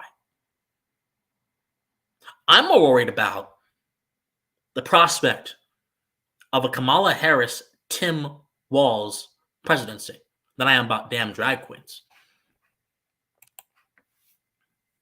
Yeah, if you're into the post-liberal traditionalist right thing, then I guess it does matter to you.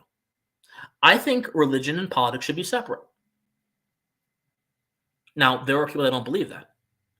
But when I elect politicians, I'm not electing a pastor. I'm not electing someone who should give me my moral code. I'm electing people that should follow the Constitution, have a baseline moral belief rooted in natural law, and nothing else. So, and also, again, I see debates about drag queens. How about gluttony? You know, the leading cause of death of Americans is heart disease.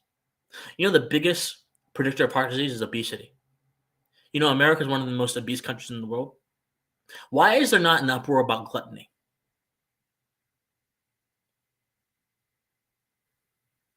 I have not seen a single trad commentator talk about gluttony. Why not? Why not? I wonder why not. But drag queens are the worry. I don't know what to say. I'm sorry. I'm sorry, Mike. I don't know what to say. I don't know what to say.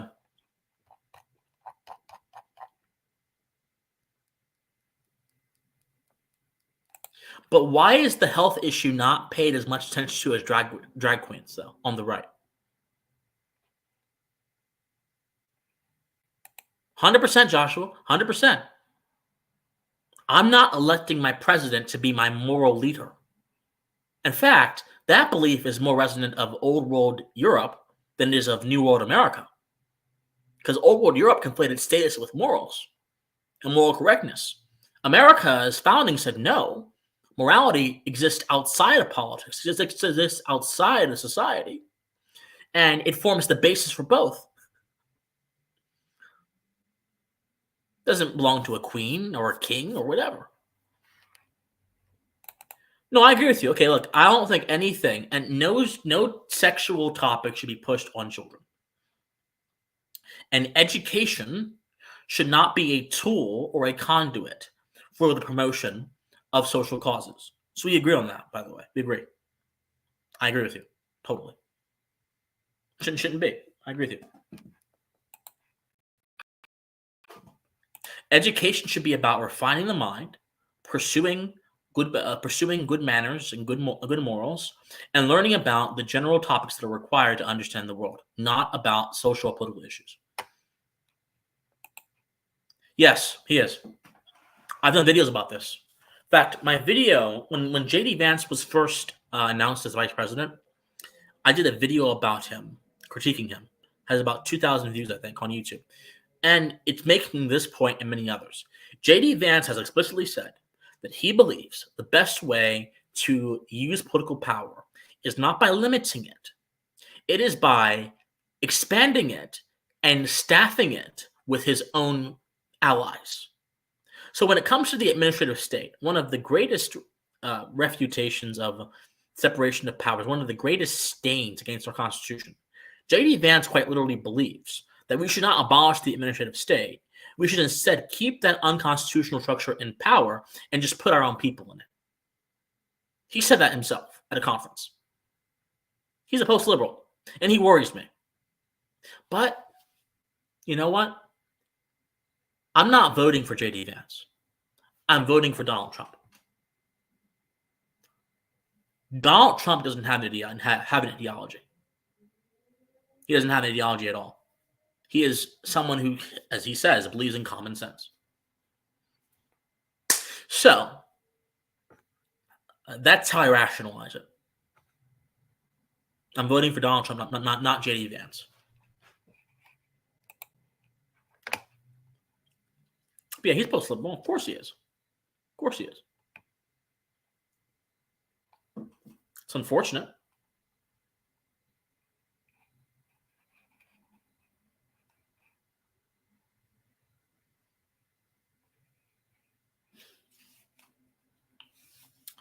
All right, guys.